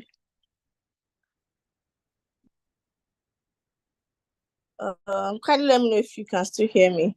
Yes, hear you, Ma. Right. Okay. So while most of Yes, you we can have hear. done research, this is part of what I mentioned in the introductory part of my session, right? It's good for you to do research, but if you remember your law of jurisprudence, there's what we call law as it is and law as it ought to be. So there's law in paper and there's law in practice. So once you know what's supposed to be in writing, this is how it's supposed to be, right? You read, I know you know this is how things are done in maybe in the United Kingdom, in the United States, and you know we have our local law, which is maybe just the Copyright Act and trademark for branding, of course. but you actually have to know how it is supposed to work in reality, in practice. And a part of what Amanda mentioned is the way these people are. In fact, I just got to know that recently with some issues I've been dealing with. You will just expect, oh, these people, even if you're not learned, even if you're not educated, you're supposed to just do this. You just expect that someone should know this is what they are supposed to do. This is their role as a director. This is their role as a producer. But you might end up schooling some of these people. And you have to do that because like I think it was Liz that mentioned, when anything goes wrong, it falls back to you as the lawyer. So your job is much more than a legal representative. That's what I have to add. And then I would like to go into image rights, because in film business, you're looking at human beings, different personalities on screen, right? So most times we just talk about the copyright aspect as ownership of the creative and artistic work, cinematograph work, ownership of those rights. But there's also the image rights you should consider. And for those in Nigeria, we don't really have a statutory backing per se, direct statutory backing for image rights. But as a lawyer, you have to know that there are image rights to be protected in films. Most times, the movies we see here, they are fictional. But imagine when you have to write imagine when you have to the filmmaker has to produce a movie, a biopic. I think that's what's called, right? Like a true story. That should be what it's called, based on real events and real individuals. You have to actually consider carefully the image rights holders. So if something happened in maybe I don't know, a real story that happened a long time ago about a famous basketballer, a famous footballer, and you want to say that exact story again, image right is the right to your likeness as an individual, not copyrighting the photo itself. Your right, it's like a right to your dignity as a human being. So if this particular maybe footballer in reality had issues, maybe marital issues, I'm giving an instance so you can get what it's going to look like. And then in your movie, you're adapting the story, and then you portray that same footballer in a very, very terrible light, even without having to discuss with them. This can cause issues. This happened in, I'm trying to remember the movie. A lot of movies, one of Netflix series recently, not recent, like last year or 2 years ago. Anna, I think, I can't remember. So you as a lawyer, you have to look into image rights too. So that's why I said you're proactive, you think way ahead, like probably 10 times ahead of every other person around. You think of the likelihood of things that may go wrong in this movie. It's not just about, the vibes and the marketing and everyone's enjoying the movie, the limelight and all of that. A lot of things go on behind the scene as per ownership rights of individuals in that particular movie. And Amanda also mentioned something about child. If you have a child, aside looking out for this child's bedtime must not be missed, this child's school time must not be missed. You can't even bring, you would think it's logical for everyone to know that you can't just bring a child on board without the permission of their guardian or their parents. But even if you think it's logical for everyone to know, it's your job as a lawyer to, if I want to call it maybe in quotes, do the over-sabi work. Make sure you get the release from the parents, the permission from the parents, and it should be in writing. And you can't use a child, the fact that you can get permission from the parents, you can't use a child in some certain type of way that is not even allowed, that's against their rights as a child generally, regardless of the fact that their parents even gave consent or permission to that. So this is just one aspect. Even in merchandising and licensing, right? I think this works more in all this American in Hollywood. I don't know if we really do the merchandising thing so well here in Nigeria, but image rights should also be considered when you're even looking out for licensing opportunities. You understand? And then when you're marketing a particular film, I would have loved to give an example of a film recently, but I might not give the name. But I saw a marketing ad recently about a movie, and some things that were in that marketing ad was not actually in the movie. And maybe I would probably throw it back to Amanda or Nadia, tell what the legal implication of that is. To me, it seems like misrepresentation when you are doing a particular marketing ad for a film, showcasing that some type of scenes are in that movie, and in reality they are not there. Maybe it's me thinking too much as a lawyer, but these are things it's better to err on the side of surplus, of course. So it's good that you think beyond board. Lastly, always ask questions. I said you should research earlier, right? Aside research, reality, it's okay to ask if you're cool with maybe industry experts or senior colleagues that have been there before. I think it's very okay to ask questions, because there's some things you look up online or you do research about and they're not actually obtainable in reality. So it's good to you ask like your predecessors or people that are actively in the industry, how does this work? Because of course everyone is telling you to understand how the film business works, and how do you get to know that if you're not actively asking or finding yourself around people who are relevant in the industry. So that'll be all from me. Thank you. Thank you so much, Miss Omotayo, for that wonderful contribution, and also the fact that you were able to shed more light on today's topic. We'd like to have our last mentor for today, Miss Onajite. We'd like to also hear from you, your feedback on the presentation that was made by the mentees, and also any further contribution you would like to add. And then we'll be going straight to the question and answer section. Okay, thank you very much, Dennis. I believe like all the speakers, mentors have spoken well and profoundly, but I'll just like add a few comments. The presentation is superb. I think that's like my co-mentors have said, they've done extensive research, but I would like to point out a few things that like I just wanted to correct. So I think I saw organizational structures within the film industry. So I just want to say there's like, so for organizational structure, like that hierarchy within the film industry, it's not executive director, it's mostly the executive producer.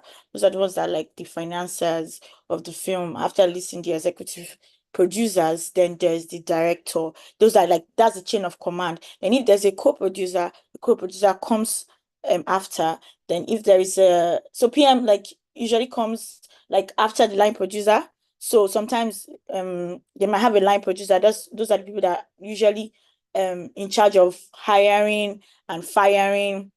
They work hand in hand with the producer, and they're like, so the way you have maybe a second in command, they're always usually second in command on set, or they set up their production office. They have like a production office which is set up. And then you have the PMs, the ADs, and then you have the HODs. So the HODs here, you just said production designers and technical crew. No, there are different departments in film, so you have to like kind of list out all the different HODs. There's different HOD for the art department, that's design, production designer. There's HOD for the costume, HOD for makeup, HOD for maybe even the food styling, or okay, I think food styling will fall under production designer, and then HOD for lights, grip, and different other things. So it's also very, very important that you know the specific roles, you know that they are above the line crew and they are below the line crew. You know that most times the above the line crew are usually these key people that I've mentioned. I would have even preferred if there was like a sub like subheader that, okay, these are the above the line crew, these are the below the line crew, and so that everybody just the below the line crew are usually the ones that like the assistants to the HODs, and they also get credited as well. Like my co-mentors have said, and I'm not really going to waste anybody's time, but I also wanted to also mention that during development, the development stage, especially before the film is being released, or like when you just want to still remain hush hush, it's best to send out NDAs first before you even send out the script, and then during prep there. So you need to, I will say, as a lawyer, you need to be involved from development stage. You need to be in all the dev meetings. They will say sometimes they'll be like, oh, who are the people required? Like, I've had experiences where my boss will actually list out the people that are supposed to be in the meeting, and then me and myself, I will add myself, because from when the development, you already start to know the kind of things that they are going to put in the script, and that's for development, and mostly throughout all the stages, dev, prep, and post. You kind of like have a feel already. You already know things, and I just want to say that you have to be so proactive. I'm going to share a personal experience. There are times where, like, the director, obviously, the director, most times they always change the script during shoots. So you need to be present, or even if you cannot be present, you need to always ask each HOD that, please, what is this? Sometimes the director can say, oh, I don't like the way this table is looking. I need to change it. No, this is not proper. And then they use something else or another brand. Do you understand? So you need to be super proactive. And also, I will share another personal experience, is that one of the in a project I worked on, one of the casting coordinators had discriminated against a girl that was deformed.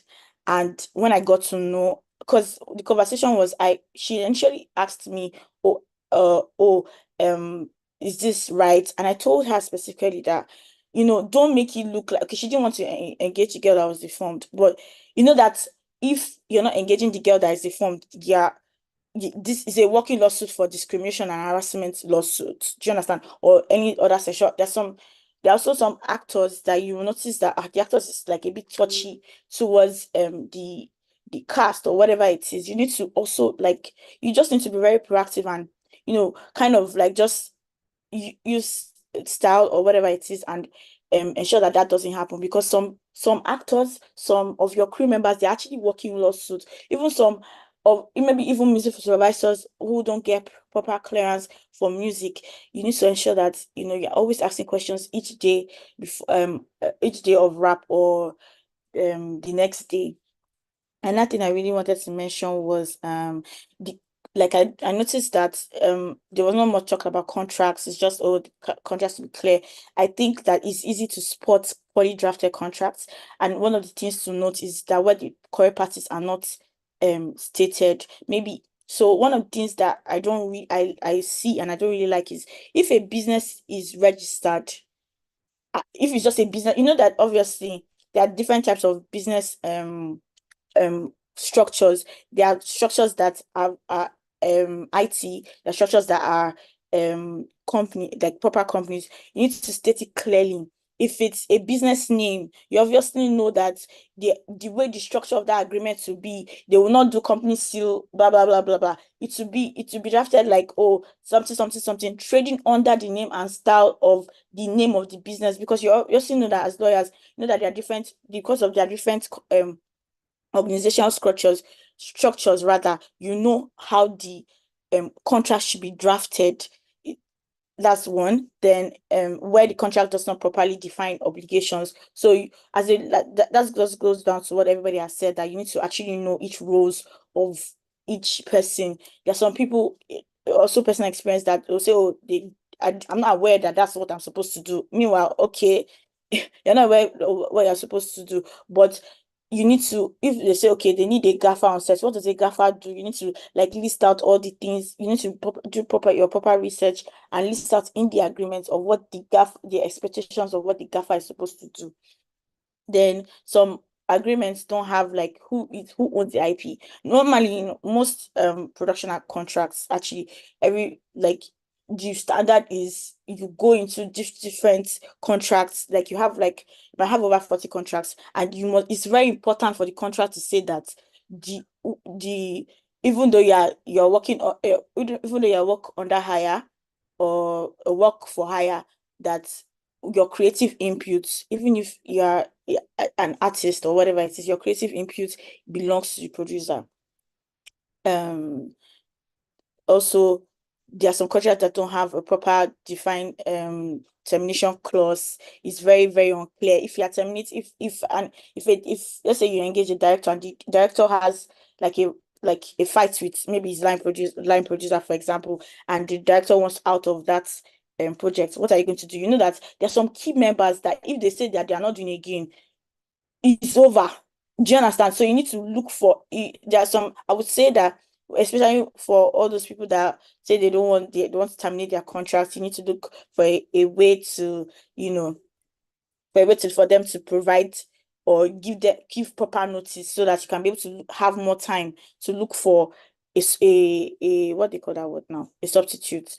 And you also need to have force majeure clauses, like force majeure, obviously, act of God.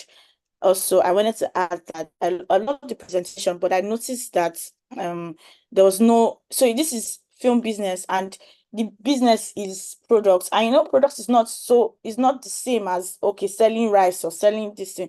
Sometimes the products take years. Sometimes a film can be in development hell for a very long time, and you know that okay, this how else do we make money from, like, if you're working in a film production company now, for example, and you have like a script that is kind of in development hell, how else can you leverage and still continue align money to come in? Because you still need to pay salaries, you still need to do things. So you, as like every other my co-mentors have said again, that you're not just a lawyer, but you're also like a kind of like a business strategist. I would say a business strategist because you are thinking of strategies on how to make the company grow.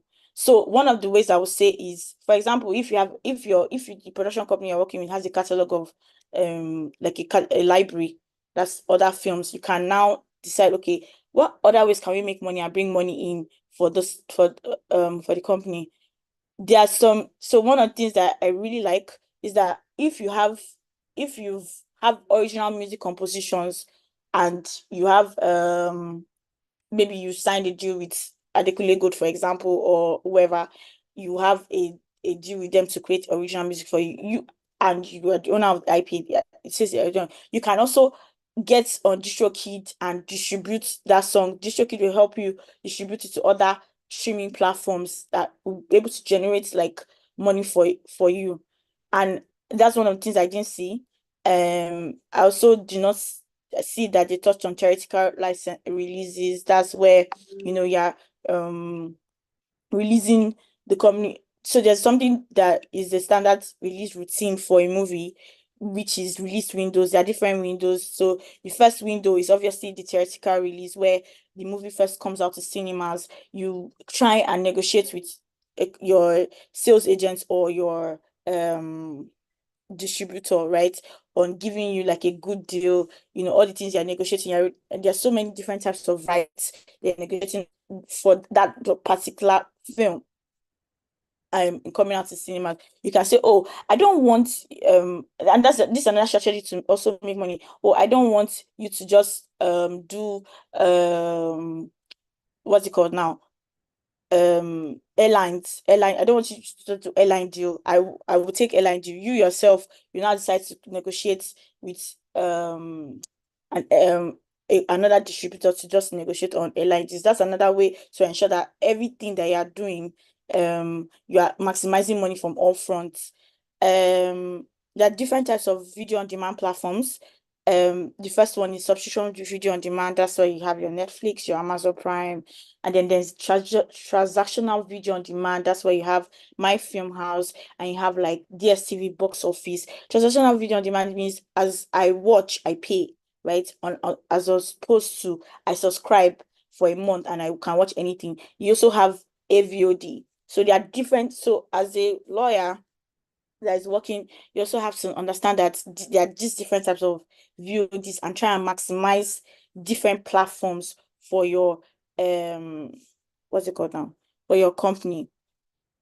I've also explained different stages. Merchandising, I know Matayo spoke on merchandising, which is not really a practice here in Nigeria, but I've noticed that Charles of Play, I know that when he did Aki and Popo, immediately had like this Aki and Popo video game right? So those are one of the ways, although it's a lot of money and everything, and there's some considerations that you have to sometimes the characters in the film might want to ask for higher negotiation and everything. Yeah. So another thing I wanted to also mention is the common legal issues in film contracts. I think that you didn't raise clearance, especially from art departments, because sometimes this art department, yeah, they don't even have time for you. So you have to like be very, very proactive. You have to know, okay, the card they are using, that's the props. You need to sign a release. And there are different types of releases. If you like Omotayo said as well, if you're using someone's image, you know that okay, it's image rights release that you have to sign. If you're using a props or car, you know that okay, this type of release is a picture car release. If you are getting, maybe you got props from wardrobe, you also know that okay, this is a wardrobe release. And then another thing about, if you need to read the script as a lawyer, if you are really interested, you need to, as in, just develop passion in reading scripts, because you will find out that sometimes these creative writers like to just, go over beyond. They can say, oh, that they can add, oh, that they saw Beyonce doing a particular kind of thing. And you need to be very careful of using names that are very popular in the script, because you don't want to make defamatory statements against a popular figure, because they will come and sue you. They won't even care. They will just sue you. So when you're reading the script, those are the kind of things that you'll be flagging that okay, you can't use that, you can't use this, you can't say this. And you also have to like I know that Amanda said that we don't have proper clearance licenses in Nigeria, which I agree. I'm speaking to the mentors now. I feel like we should have like a proper platform that can just screen out all these like errors, because, and that's what they call errors and omissions, because sometimes you might not even know that you're making an error. Even as a lawyer, no matter how you've done your due diligence and everything, there might still be, even if you just see someone just waka pass, or maybe a cat just like is in a shot, that has a problem. And maybe if you're trying to release the film to platforms that animal rights is very, very important to them, that okay, this one is legit, they'll tell you to take that thing out. So it's very important that you also, I know Amanda said some laws don't apply, but I feel like you need to know some laws that are applicable to other countries, because the way it works when you're selling or licensing your film is that sometimes they give you territorial rights. Like, so if you're selling to a Netflix, for example, they can tell you they're going to they're going to stream the movie worldwide. And you know that every different what's it called now? Different countries have different laws and things that are very, if you are streaming in a Islam country, you know that obviously they might not really like new things a lot, so they might tell you take it out, all this stuff. You just have to like put that into consideration. Let me see if I have any other. Sorry. Also, I think also it's very important to also have different policies in place. Like for example, what she said about children, some children cannot be in some very, very funny scenes, and you also need to ensure that also on sets where maybe there's a child running around and child falls down, you need to ensure that you have a child policy and health and safety policy. You need to draft that yourself, so that by the time you're having prep meetings, you are informing the crew members on time that this is what is expected of them. That okay, if there's a child on set, the AD should ensure that, or the second AD or whatever it is, should ensure that children are kept in a place that is conducive for them. They're not running around that they might fall, because their parents can actually sue you. Do you understand? So those are like the kind of issues that you need to be very, and I would say again that you need to also have foresight. You need to preempt, especially because most times if you're working in a film production company, you have access to the call sheets, you have access to this type of things, and you have information of what's going to happen. So you need to be able to preempt things on time. And on music licensing, my last note is that sometimes you also have to get a waiver from the record label. I know we all know that once an artist is signed on a record label, sometimes their kind of agreement, depending on what the agreement says, is that any form of income they have, belong the IP. Any time of income or every time of thing they do, if they like, they should go and do tour, if they like, should go and do film. But once they are coming back, the IP belongs to them, because they know that they are financing you, and you as an artist. So you need to make sure that you have a waiver from the label that, okay, once I get a license, no, not license, sorry, commissioned work from artists, I need to get a waiver from the label. I need to get a waiver from maybe there's a person that has contributed to a work and you maybe disengage that person. You need to get a waiver from that person that, okay, they're not going to be, they're not going to come and bring up drama later. What their work was just contributions and not that they own the IP. So I think on that note, like, I'm done. Thank you everyone for listening. And thank you so much. Yeah, thank you. Thank you so much, Ms. Onajite, for also sharing your insights and also giving feedbacks to the presentation made by the mentees. Okay, we'll be going straight to the question and answer. And I know most of our mentees, because of want of time, right, some of our mentees have questions. So please, if you have a live question, before we post, or before I post the questions in the chat box, please, can you go ahead and ask your question quickly, please? If you have a live question, sharply ask your questions so that we can get on with the question and answer session, the questions that were sent to the mentors rather. Please, I'm waiting for mentees. If those who have live questions, please, you can go ahead and ask. Okay, just to also say, Miss Liz Lenjo had to leave, so we thank her for joining us and staying through to almost the end. Right. Okay. And Ms. Onajite too also has to leave. Thank you, Ma, so much for being here. Thank you for your time. Thank you for everything that you do for us. All right. Okay, I can see a hand raised. Umar William, please go ahead and ask your question. And then I'm sure our mentees that are here on call will be able to do justice to them. Please go ahead and ask your question. All right, thank you very much. Good evening to the mentors. Good evening to my colleagues on the call.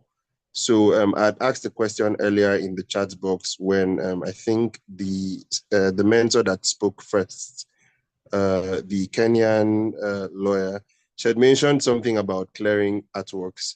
And I asked, what if the artwork present at the is it seen, I would call it now, is actually a fake copy or a copy of the original? Does it still need to be cleared with the original owner, or it should be taken out entirely?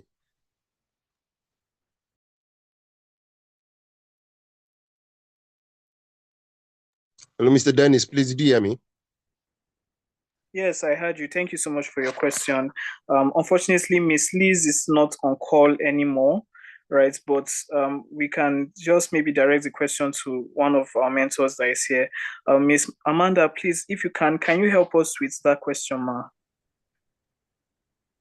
Okay, so he asks if the artwork on set being used is not the original version of artwork, whether he needs to take permission. I think that's even worse. That time more than ever, that's when you need to take permission. So the two things is either you create original artwork, which is what most production companies do, because taking permission from the artists themselves most times will incur a lot of financial obligations, which probably they did not make room for in the budget. You get so the art department goes ahead to make original works. Another thing that sometimes they do is to collaborate with an art gallery that already has those rights in their own pocket, like to showcase the work and all of that. But whether it's original, whether it's counterfeit, whatever, first is an artwork. Like I said, no counterfeit was. As far as an artwork that is not originally created by you, you need to take permission.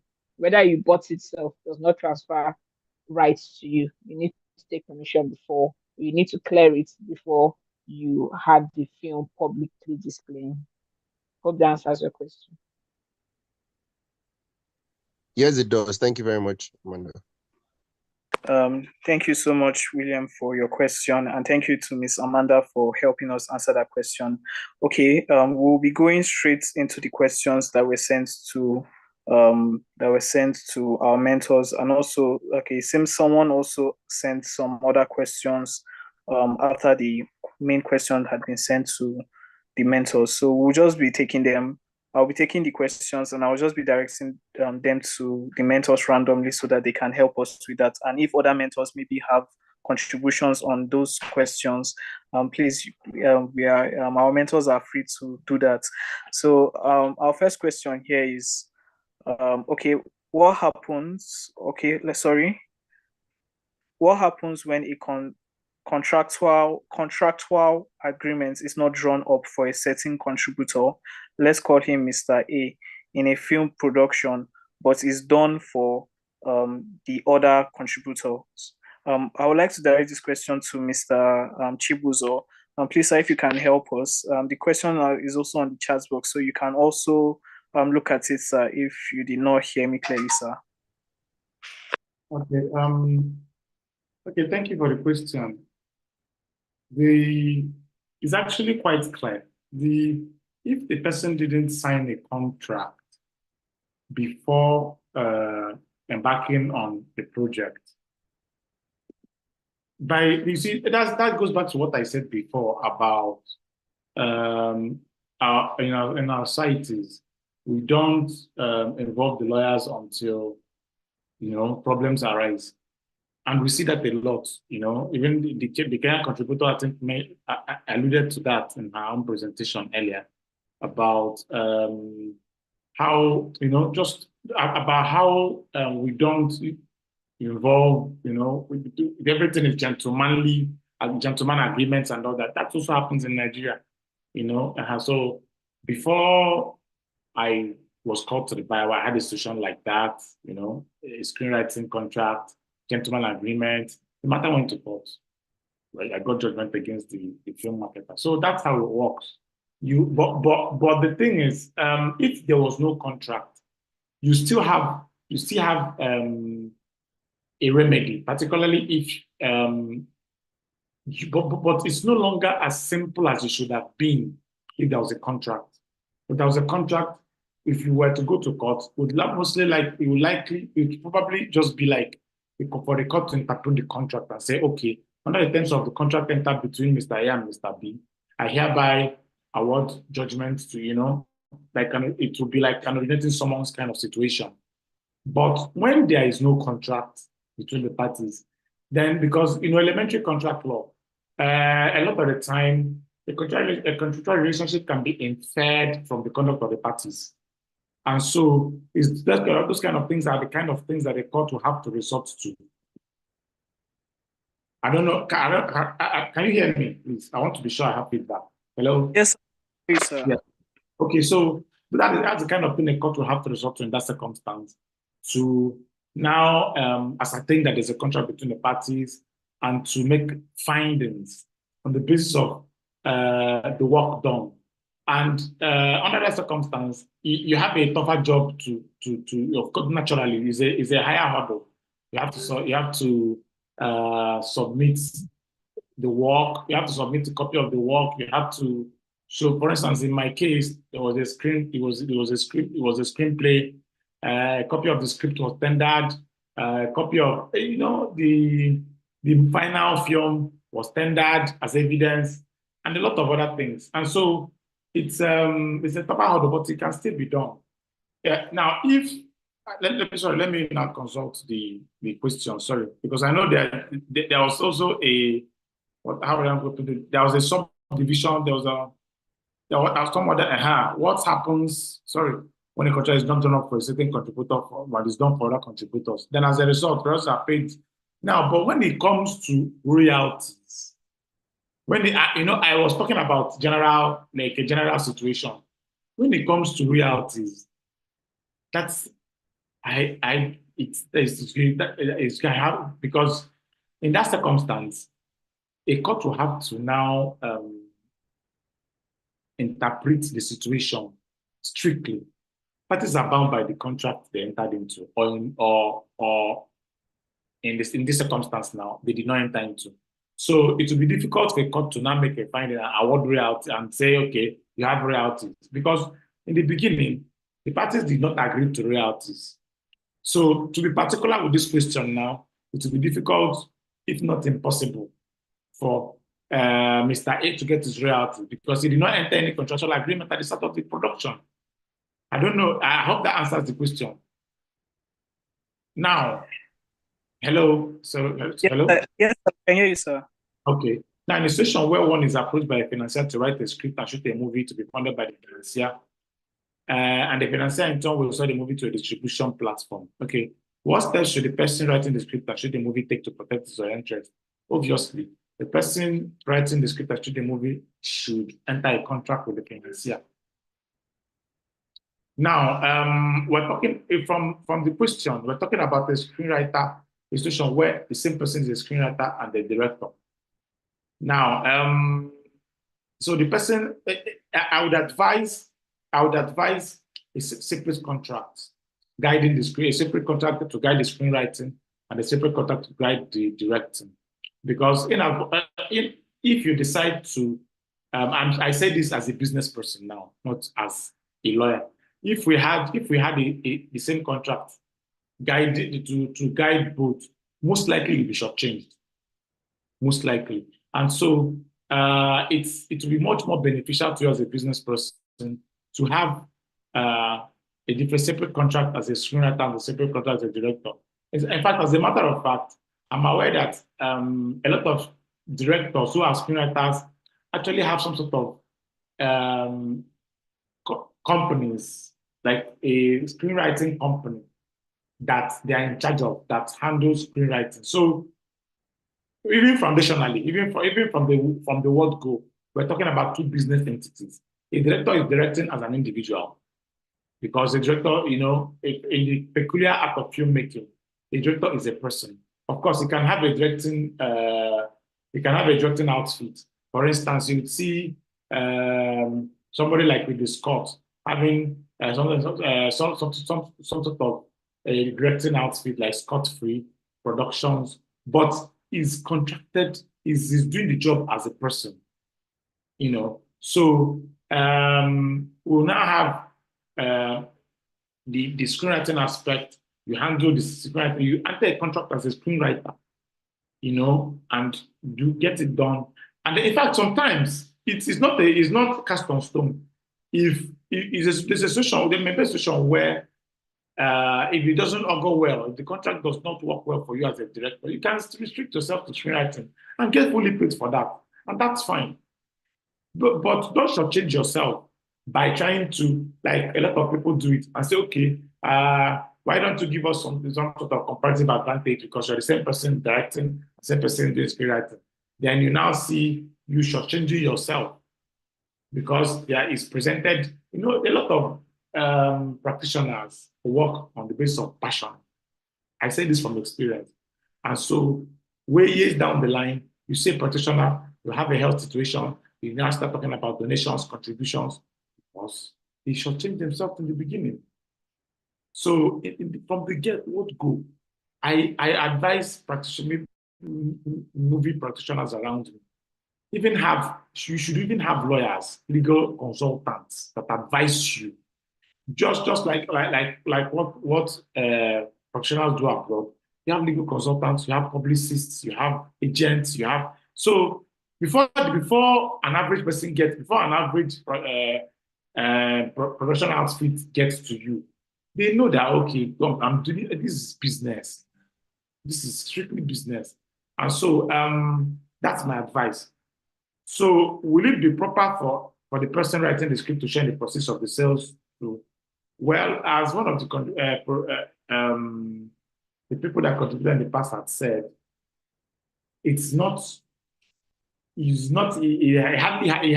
hardly happens here in this client. What happens there is that you get paid for your job, for what you've done, and you go away. But as I said at the beginning, there are still structures that need to be put in place. We'll eventually get there, but as of today, we're not there yet. And so, by and large, we get there. Now, what duration will you advise that the work be licensed for?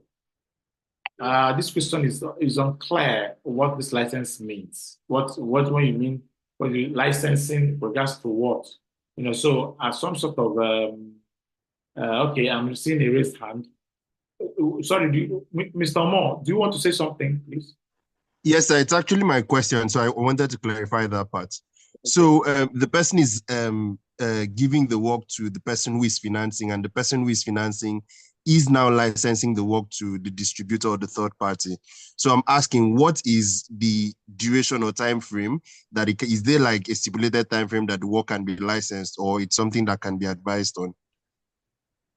Okay, when you say license, you mean you are still talking with regards to sharing the proceeds, right? No, not in terms of share. Like the person is giving the work to, for instance, Netflix now. Okay. I understand you now. We're talking about like a film producer licensing to Netflix. Yes, sir. I see. I think everything just boils down to what parties agree to. As a matter of fact, a producer would want his movie to be on Netflix for as long as possible, if you get what I mean, because it will earn more money in your pocket. But it's those platforms would want to also guide themselves.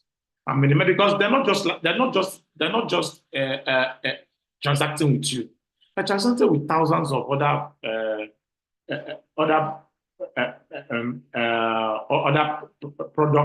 production outfits, other people that are also making movies. So it's not cast on stone. The duration is not. You would want to, you as a filmmaker, as a production as a producer, would want to have it, extend it as long as possible. It's a demand and supply type of thing, actually. Then what other means or aspects can be used in exploiting a movie to make profit? Well, I'm aware that every day new platforms are coming up. Aside YouTube, there are other independent platforms that are also are coming up. Then I think that in this part of the world, we're just waking up to that the advantage of having our movies out on film festivals, because it's a lot of visibility. It's a lot of, in fact, the importance of this, having your films out for review on film festivals and other kinds of those types of platforms cannot be overemphasized. It's in fact, even if you don't get commercial acclaim, there's a lot of critical acclaim that comes to those movies that help to kind of usher in those filmmakers in their next works. The filmmakers, the production outfit, it gives them, there's a credibility it gives you as a filmmaker, as a producer, as a maker of works. That critical acclaim that you get. Okay, what are the necessary contracts required to safeguard the interests of parties? Wow, this is large. So it depends on the parties involved. If as a screenwriter, you can enter a screenwriting contract with the filmmaker to say, okay, for for me to render this kind of surveys, this is what I would want to be entitled to. Then the filmmaker, assuming from the filmmaker's point of view, from the producer's point of view, let me be more specific, because at least in Nollywood, what happens here is that the executive producer gets a producer. Then the producer now is a person who, sometimes the executive producer also still has a say, because this is money on the line. The executive producer now gets a producer who now has a say as to, sometimes it's the executive producer and the producer that discuss and conclude on who the director is going to be. Sometimes it's the producer's decision. Sometimes it's the executive producer now, dictates to the producer and say, come, okay, I'm bringing this money out for the production. Or if it's a multiple number of people, if it's, they say, we are bringing this money out, we want this guy because this guy is a producer, because we like his work, his or her work in probably Oktoberfest or some other type of film. So, and this script is something like that. So we want to have the benefit of his expertise in this type of storytelling, rendition on the screen. We like this and that. And then, so from that point on, the producer now goes on to casting. Before he goes to casting, goes into crew, deciding who and who is going to call because he's a producer. So decides who and who is going to call as a costume person, as a location person, as makeup, decides who's going to call to head all the sectors of the all the sectors of the crew. And then by and large, those guys that are heading the sectors of the crew now decide. Now, why am I giving all these explanations?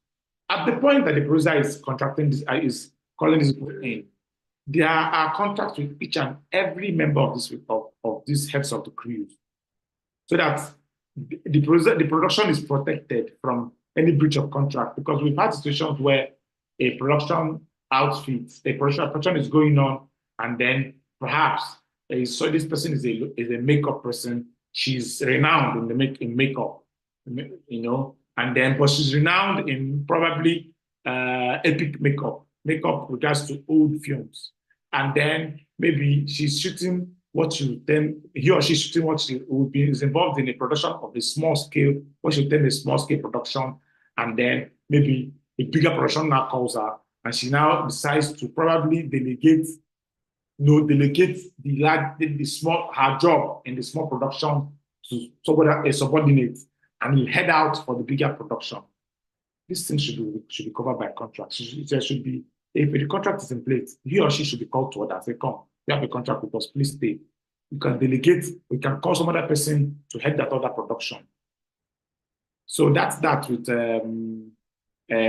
next contract. So the producer has to have a contract with the heads of the crew, and then after the production is done, there should be in fact, from experience, I think it's best that those contracts are done both for pre-production, both for production and post-production at the beginning of the entire thing, so that everything is going according to plan. There are no hiccups.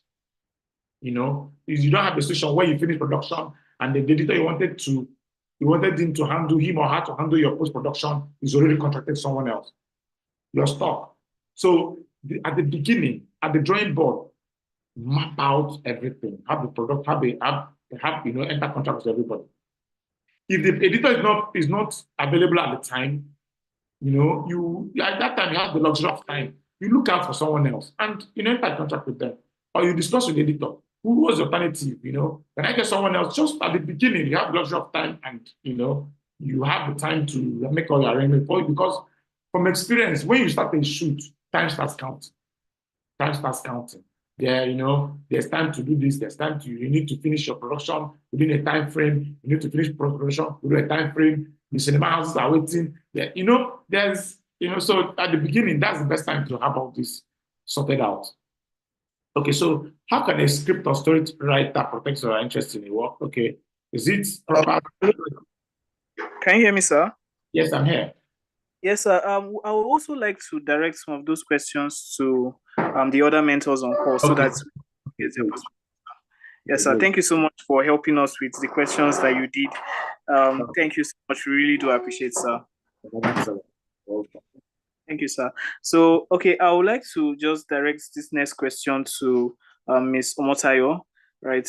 I can still see she's on call.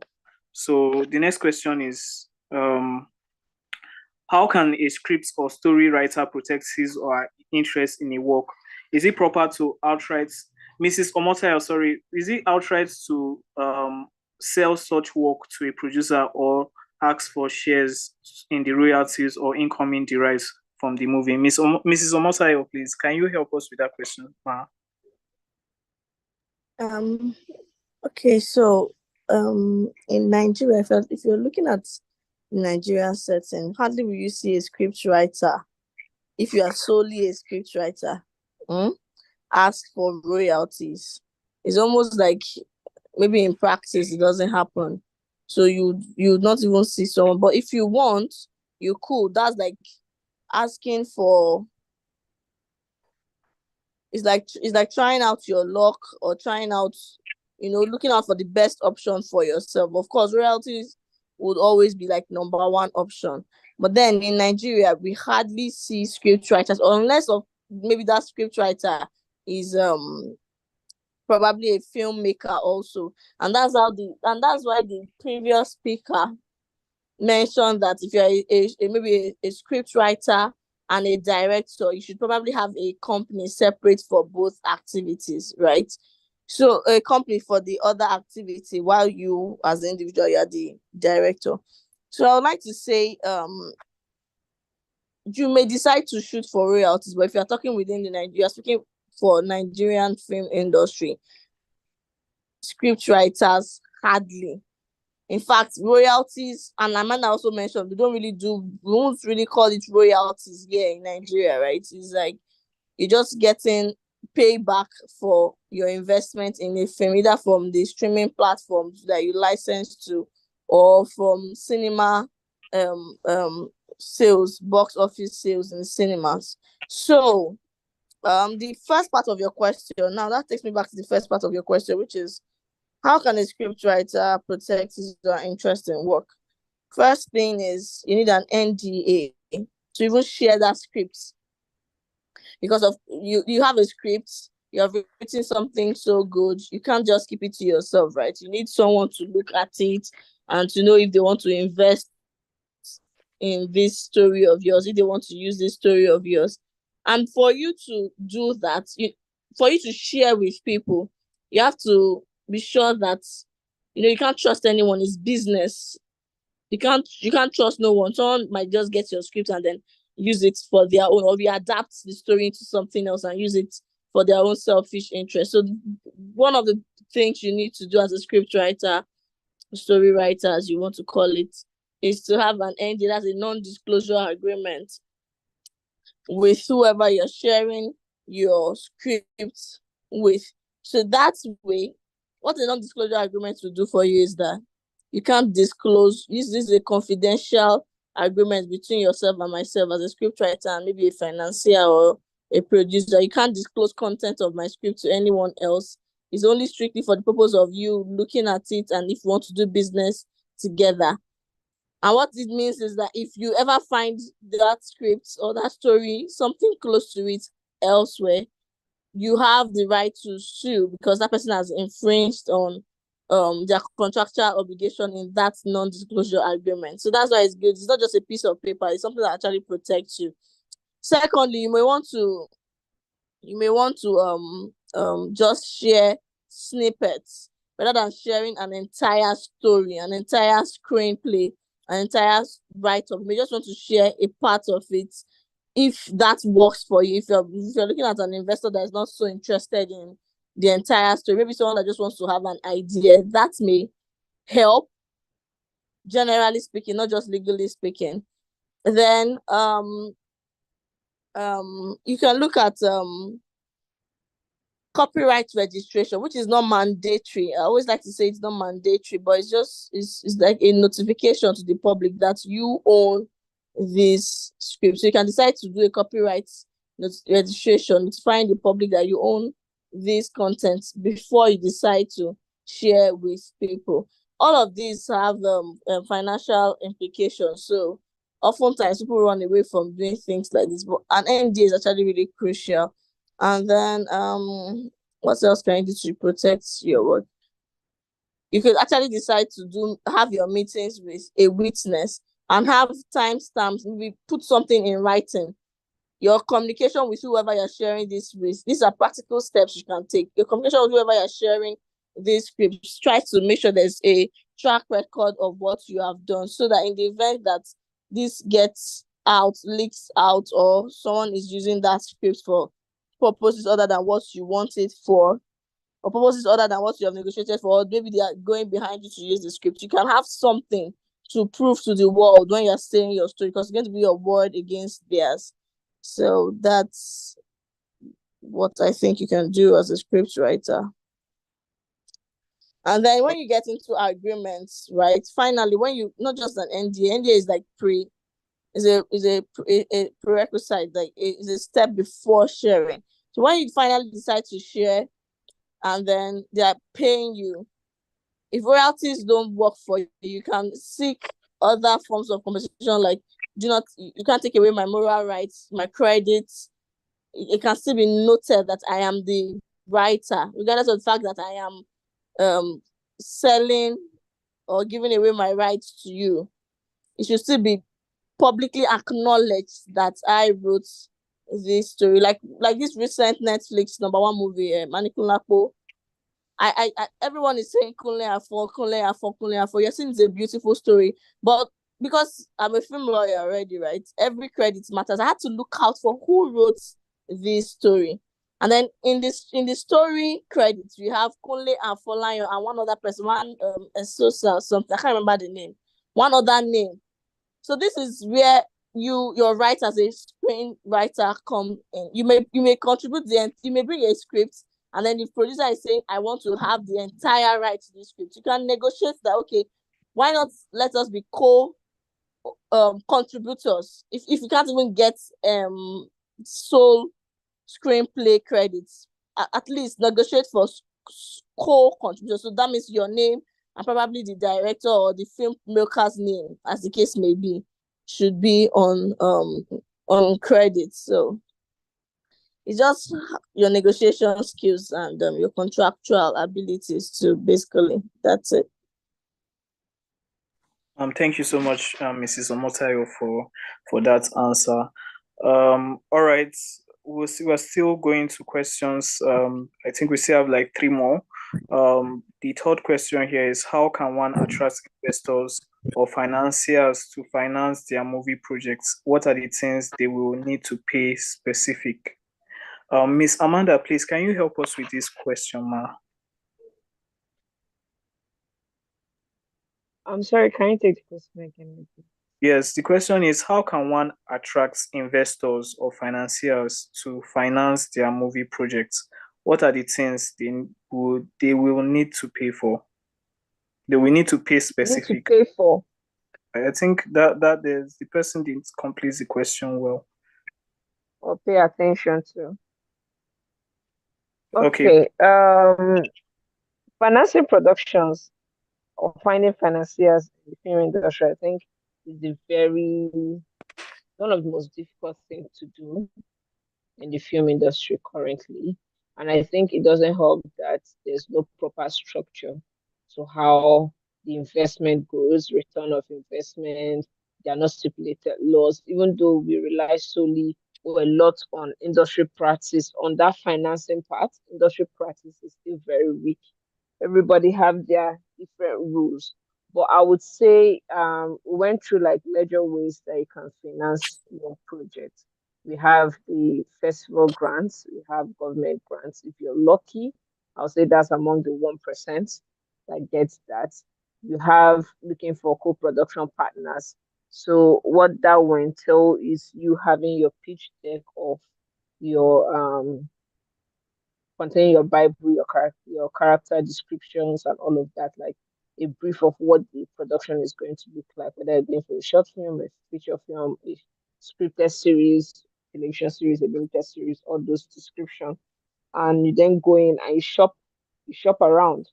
So you can decide to do it yourself, or you can decide to find a shopping agent. There are people in Nollywood and Hollywood that have that right contacts that can easily help you look for people that are interested in joining up as co-production partners. You can also get from banks. I think there's this movie, if I'm not wrong, Bank Alert. I've forgotten the bank, but that particular bank has, I think last year alone, they financed like 3 different movies. So sometimes banks help. If you find banks that understand the value of intellectual property, they can help. You could find a platform. So typically, if you're reading any film industry book or any book that's trying to teach about film law, can you hear me? Yes, ma'am, we can. Okay. If you're reading any book that's teaching about film law, you always hear, oh, you can finance your project through co-production partners or broadcasters. So, commissioning broadcasters and streaming platforms.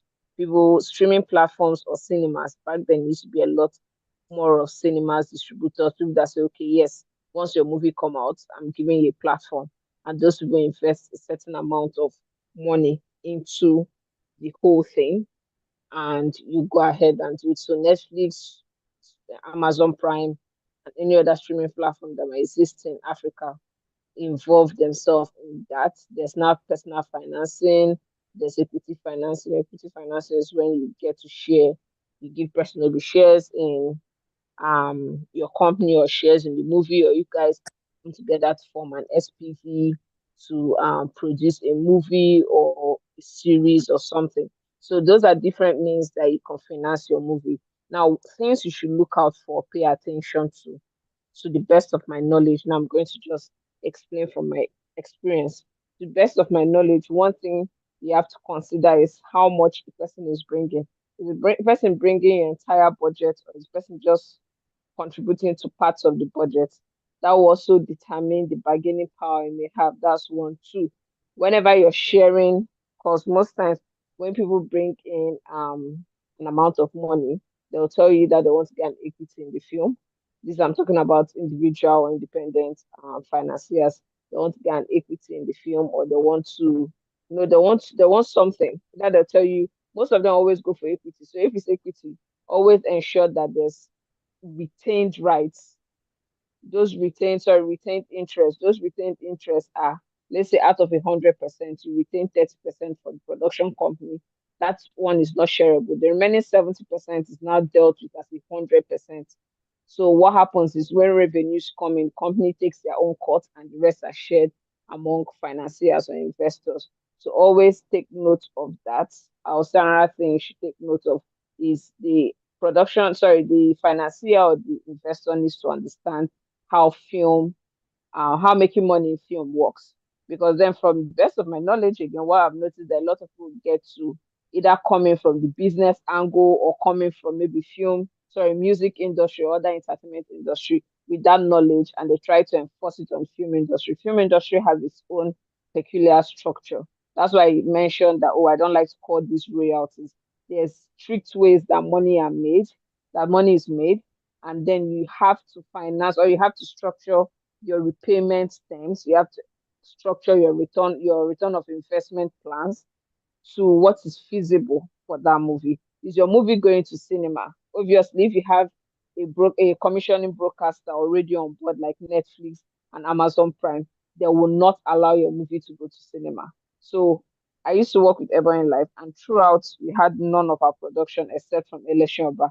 Election Oba went to cinema because we needed it to qualify for Oscars, or at least be considered for Oscar peak for it to compete on that category that Nigeria can compete under. That was the only reason, because Oscar rules is that you have to have a cinema run, at least 1 week cinema run. And Netflix had to make, like, it was a back and forth with them, because normally when Netflix or Amazon is paying for a movie, or they are financing a movie partially or fully, that movie don't go to cinema. That movie goes straight to the platform. Now, you need your financiers or your investors to understand the ways money is made. These are the opportunities we are going to look at. If we're using a distribution company or a distributor, we have to understand that distributors take between 12 to 20%, depending on your bargaining power. Sometimes 25, but I think 25 is just outrageous. So I'll say 12 to 20% you get. Now, understand that if we're licensing to big platforms, because you say a financier or an investor come in and say, oh, the movie I want to make, I want to ensure that it goes to Netflix. But what they don't understand is that Netflix first license to you will most likely be 8 years. That's a pretty standard I've seen. It could pass that, but it's most likely going to be 8 years. Now, if it's on Netflix, or if it's on Netflix for 8 years, you've just made that money once, and for the next 8 years, you're not seeing anything. They cannot tell you, oh, I want you to go to Amazon or somewhere else. No, you have to wait till it comes out. So you need your investors to understand that. Another thing now you need to clarify or understand very well is now what their plan is for repayment, return of investment. Some investment or financing projects or deals are structured on, oh, I get 100% plus maybe 50% or 60% interest, and after it, I'm done. Why some of them will tell you, okay, I want in 20% in perpetuity, as long as you're earning and earning. So I will tell you, pay me back the initial investment, and I get this percentage continually in perpetuity. All of that needs to be clarified. I have to understand that. Then, do they have power to make creative decisions and business decisions? So they are the executive producers. Most times they are silent, but most times they are not silent. Especially if you're executive producer, someone that's been involved in film a lot, they come with their own, oh, I want this person, I want that person, I want that person to be on the cast. I want this person to be the production manager. Your production manager tells a lot about how your production comes out, because the production manager that is going to hire your crew on your behalf. Producers and production companies, big producers and production companies don't really have that time to start picking this. I want this person as AC Cam A. I need this person as my first camera operator. I need this person as assistant director. I need this person as costumier. Most of them don't have that time. It's production managers that handle it. And if your financier is picking a production manager from the point of sentiments, it will tell a lot on your set. It will tell a lot about how your production is going to turn out to be. So you need to clarify, oh, does this person want to have some power or some say? Is it a consultation say? Is it okay, before I hire this person or before I bring this person on my set, I'll speak to my financier. Oh, I'm considering Liz Benson for this, or I'm considering Nancy Senior. What do you think? And then the person giving their points, and at the end of the day, it's your decision as a producer or production company. You need to understand that. Also need to understand if they are going to be involved in shopping. Sometimes some executive producers or financiers actually have leg when it comes to finding placements, either product placement or placements with streaming platforms for the exploitation of the work. So all those nitty-gritties, you just need to sort out. I think most of those works are clarified, or most of those things come into play when you're dealing with individual financiers. If you're dealing with grants, all the government wants to know is that at the end of the day, this grant I'm paying you, I want the movie to tell this story. If it's a film festival grant, I want this film to come back to our film festival. They want to use it to get some clout or for some political move. If you're dealing with co-production partners or you're dealing with streaming platform, what you should be careful about is now IP ownership. Are we owning it collectively? Am I selling it to you? And if we're owning it, to what extent? Am I retaining everything I've done prior to you coming on board? Or is everything neutralized and we're owning it, like I said, 50-50 at the same things? I think that's what matters there, as well as how much are you bringing in? How much are you bringing in, and how much do we have to look for more? So I hope that answers your question. Thank you so much, Miss Amanda, for helping us to answer that question. I think we still have two more questions, and I'll just be running through them very quickly. Okay, the next question is, my question is regarding the Funke Akindele She Must Obey movie copyright infringement saga. The creative that produced the soundtrack of some of the songs claimed that she was contacted by the production team to do that. However, rumors has it that the production team denied having a contractual relationship with the owner of the soundtrack. How can a person prove contractual relationship in such situation? Ms. Omosaya, please, you have an answer for us. I think you said a few things already on this. Please, Ma, you can just shed more light now. Okay, first of all, when you don't have an expressly drafted contract with someone, it's usually difficult to prove that you had a contract, but it's not outrightly impossible. There's something called, especially when you have to get to litigation, I know you have to prove your case somehow on balance of probabilities, right? There's something called you imply, I won't use the word imply, but you can deduce a contract from probably the conversation. Hopefully there's some sort of writing, even when it's not a properly drafted contract by maybe a legal representative. If you you had an engagement, maybe via chat, like this person laying the allegations, the songwriter or the singer in this case, if she had maybe a WhatsApp chat with the team members that reached out to her, this is something that can be used. Of course, if she had a properly drafted contract, that would be like top of the list on what can help her case. So I'll just say, like I mentioned in the beginning about script writing, similar things should apply to this person. But now it's already a done deal. It has happened. But if it was before this happened, there would have been ways she could protect herself. A good agreement with whoever, an NDA first of all, a good agreement with this person. That's the not even Funke Akindele, because it wasn't Funke Akindele according to the story that reached out to her. It was someone from the team.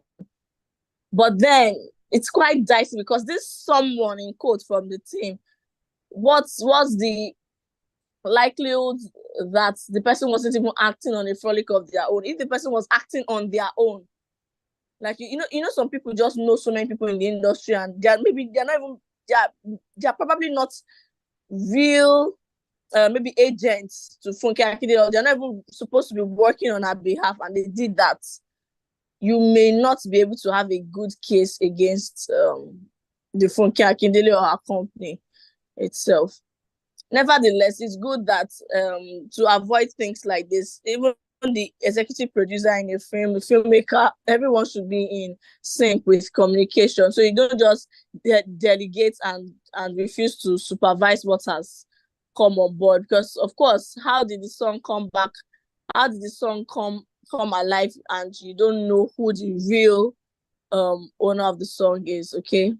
So to answer your question summarily, that person who wrote the song, if she has some type of conversation in writing to show proof, in the past, that this is how I was reached out to and this is what I did to do that, that might help our case in the court of law. It's not only contractual it's not only the contract, the properly drafted contract that can be used as evidence in court. That really helps the case. We can use any other form of evidence if you have a good lawyer to litigate on your behalf, of course. Thank you so much, Mrs. Omotayo, for helping. Sorry, just add. Okay. Sorry, just add to what Omotayo said regarding that Funke Akindele's case. Irrespective of the fact that yes, they are saying that the production had someone reach out to her. That's why I said at the beginning of this section, I think one of the things I said is lawyers need to be proactive. Till tomorrow, I will blame whoever worked on the paperwork for that movie. And I won't say, they didn't have a lawyer. No, the movie is an Amazon Prime original. For it to get to the point of being original, that means there was some form of legal services on that work. I said something about Q sheet. For those that don't understand what a Q sheet is a sheet, basically an Excel sheet where the post-production guys or the music scorer fills in details of all the songs that were used in the movie. The ones, the original songs, there you will see it. They'll even put the name of the creator. Most times, the name of the creator is the name of the music scorer. Why the rest? Sometimes when you're doing originals, you get access to Universal Library. You get access to Netflix Library. These are like libraries that contain songs that already have blanket license that you can just use without having to clear it. All of that, you get access to Amazon Library and all of that. Now, as a proactive lawyer, what you're supposed to do is at the end of the day, whether they ask you or they not ask you, like I said, these creatives are more interested in the feel of the film. Oh, we're done with editing. It looks clean. It looks seamless. The editing style that was used was nice. That's what they're concerned with. You as a lawyer, you're supposed to pull up and ask you either the music score or the post-production guides that you want to see the cue sheet. Look at the cue sheet first of all and compare it to all the songs you asked for permission for. If there's any song on that list, because sometimes they could give you 15 songs. Now I'm talking about you clearing songs, so apart from original songs, they can give you 15 songs to clear. Out of that 15, we're able to get through to only 5 people. I have to ensure that those guys do not use any song outside that 5, because most times there's that miscommunication, or there's that, oh, the lawyer is handling it and they're going to use another song based on their feelings, the way they feel the song is going to work in this scene, and then it didn't clear it. And then if there's an original, for God's sake, why would you finish watching the movie when you've had the cue sheet? The next thing you're supposed to do is to watch the movie, the final version of the movie. You see the preview copy, that copy that is being sent to censor board office for classification. That's a copy that post production people watch to ensure everything is okay. Sit down and watch that together with your cue sheet and your Shazam. If you're watching the movie and you hear any little bit of sound behind any voice, pause it, turn on your Shazam, close to your screen, play it. If it picks up as a song, you check what you have on your cue sheet, you check what you've cleared for. If it doesn't pick up as a song, but is, because then on the cue sheet, you have the name of the song, the name of the composer, and the scene number, like the, what's what they call it, the number in which on the scene, like 011, sorry, 01 dot, the timeline, the movie, do you get in the production? Right. If it happens to notice that and you see it's an original work, check if it's a music scorer. If it's not the music scorer, ask the music scorer, who did this sound? Because if the lawyer was being proactive, there's no way you tell me you watched that production, you supervised and previewed the cue sheets as against the production, and then still ended up having this kind of problem. In this day and age, that should even be a thing. So if there's any takeaway, what I'm sorry, no matter, Funke Akindele will solve her problem. But as you're graduating, as you're coming out to becoming a film lawyer, you need to be proactive. Your job goes beyond just drafting contracts. You need to be proactive, because, like Liz said, and Omotayo confirmed, if there's a problem at the end of the day, it's you. At this moment, it's the lawyer that asks them how far, who did this, which contract are they talking about, which person. Is you as the lawyer that ends up being a problem. That's all I wanted to add. Thank you so much, Ms. Amanda, for that contribution to that particular question. And also thank you to Mrs. Omotayo for helping us with that question. Going on to our last question for today, the question is, my question is about the film Shantytown, where Iniedo and Chichi Nwora were both producers, but Netflix went on to discuss commissioning a second season with just Chichi Nwora. Minimi Empire, owned by Iniedo, has now issued a cease and desist letter to Netflix, claiming co-ownership of the cinematograph film. Who exactly owns the copyright to a film I think it's to the film as a whole? Ms. Amanda, please, can you just help us quickly with this last question? Okay, so I should talk about, sorry, what's the question? The question is about Shantytown, where Iniedo and Chichi both. Yeah. I think the question itself is who exactly owns the copyright to the film as a whole? I think that's a very dicey. That question doesn't have a straightforward answer. Everybody that works on the production owns a bit of the copyright. That's why it's necessary to use paperwork to transfer rights to the producer. Every single person, we know in the form of photography that whoever owns the video is the person that shot the video. That's for the video scene.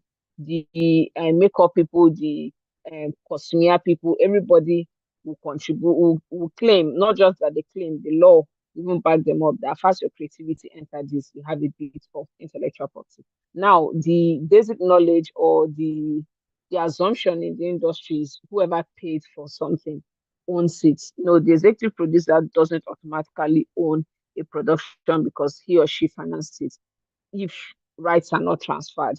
So I would say who owns the copyright to a production is who the rights were transferred to. It could be the producer, it could be the production company, it could be the executive producer. Now, in this essence, I would say the main issue was the two parties involved. I think Chichi Nwora was the producer, but Iniedo was the executive producer together with Chichi Nwora and other people, if I'm not mistaken. I think there was no proper agreement or clarification as to the intellectual property rights. Now, it's possible that they had paperwork. All of these are just us assuming from outside. It's possible they had paperwork, but paperwork said, oh, they are going to own this intellectual property together, 50-50, without saying who is going to make certain decisions, without saying, oh, if there's any discussion about a sequel, if there's any discussion about derivative works from this production, who will have this conversation. And it's possible that Netflix reached out to Chichiwara because she probably was the first person that brought the story to them. So they reached out to her. So when you're asking the question of who owns the intellectual property to a production, everybody involved in production owns it, a little bit of it. You now need to use paperwork to transfer all the rights to the producer or the production company that has brought everybody together. Scriptwriter has their own rights. A director has his own rights. Producer has his own rights. So is that paperwork, is the production inclined contracts, your cast contract, your scriptwriter contract, your crew contract, and all of these are used to streamline all the rights and transfer to the producer or the production company. Okay. All right. Thank you so much, Ma, for helping us with that question. I want to see reactions from our mentees. I'm sure you guys have learned a lot from today's session. Our mentors have done so well in answering all our questions, from their overviews to their contributions and feedbacks on the presentation to this particular segment on the question and answer. So I want to say thank you from the mentees on the chat box. I want to see emojis. I want to see them saying thank you for all they do. And I think with that, we've come to the end of today's session. It has been a lovely first session for the Entertainment Business and Law course. We thank all our mentors who were able to join us, those who are currently present and those who had to leave in and who are in essential, right? So we thank you to our mentors. All right, please, I would like to encourage our mentees to also follow our mentors. You can search for them. Their profiles have been sent to your groups. You can search for them on LinkedIn and connect with them. If you have further questions, I'm sure they would be willing and ready to help you out in whatever way that they can. Once again, thank you to our mentors for sparing out your time to come and mentor us on this particular topic. We look forward to having you in other sessions. And with that, we've come to the end of today's session. Good night, everyone, and do all have a lovely night's rest. Good night. Thank you very much. Yes, good night, Ma.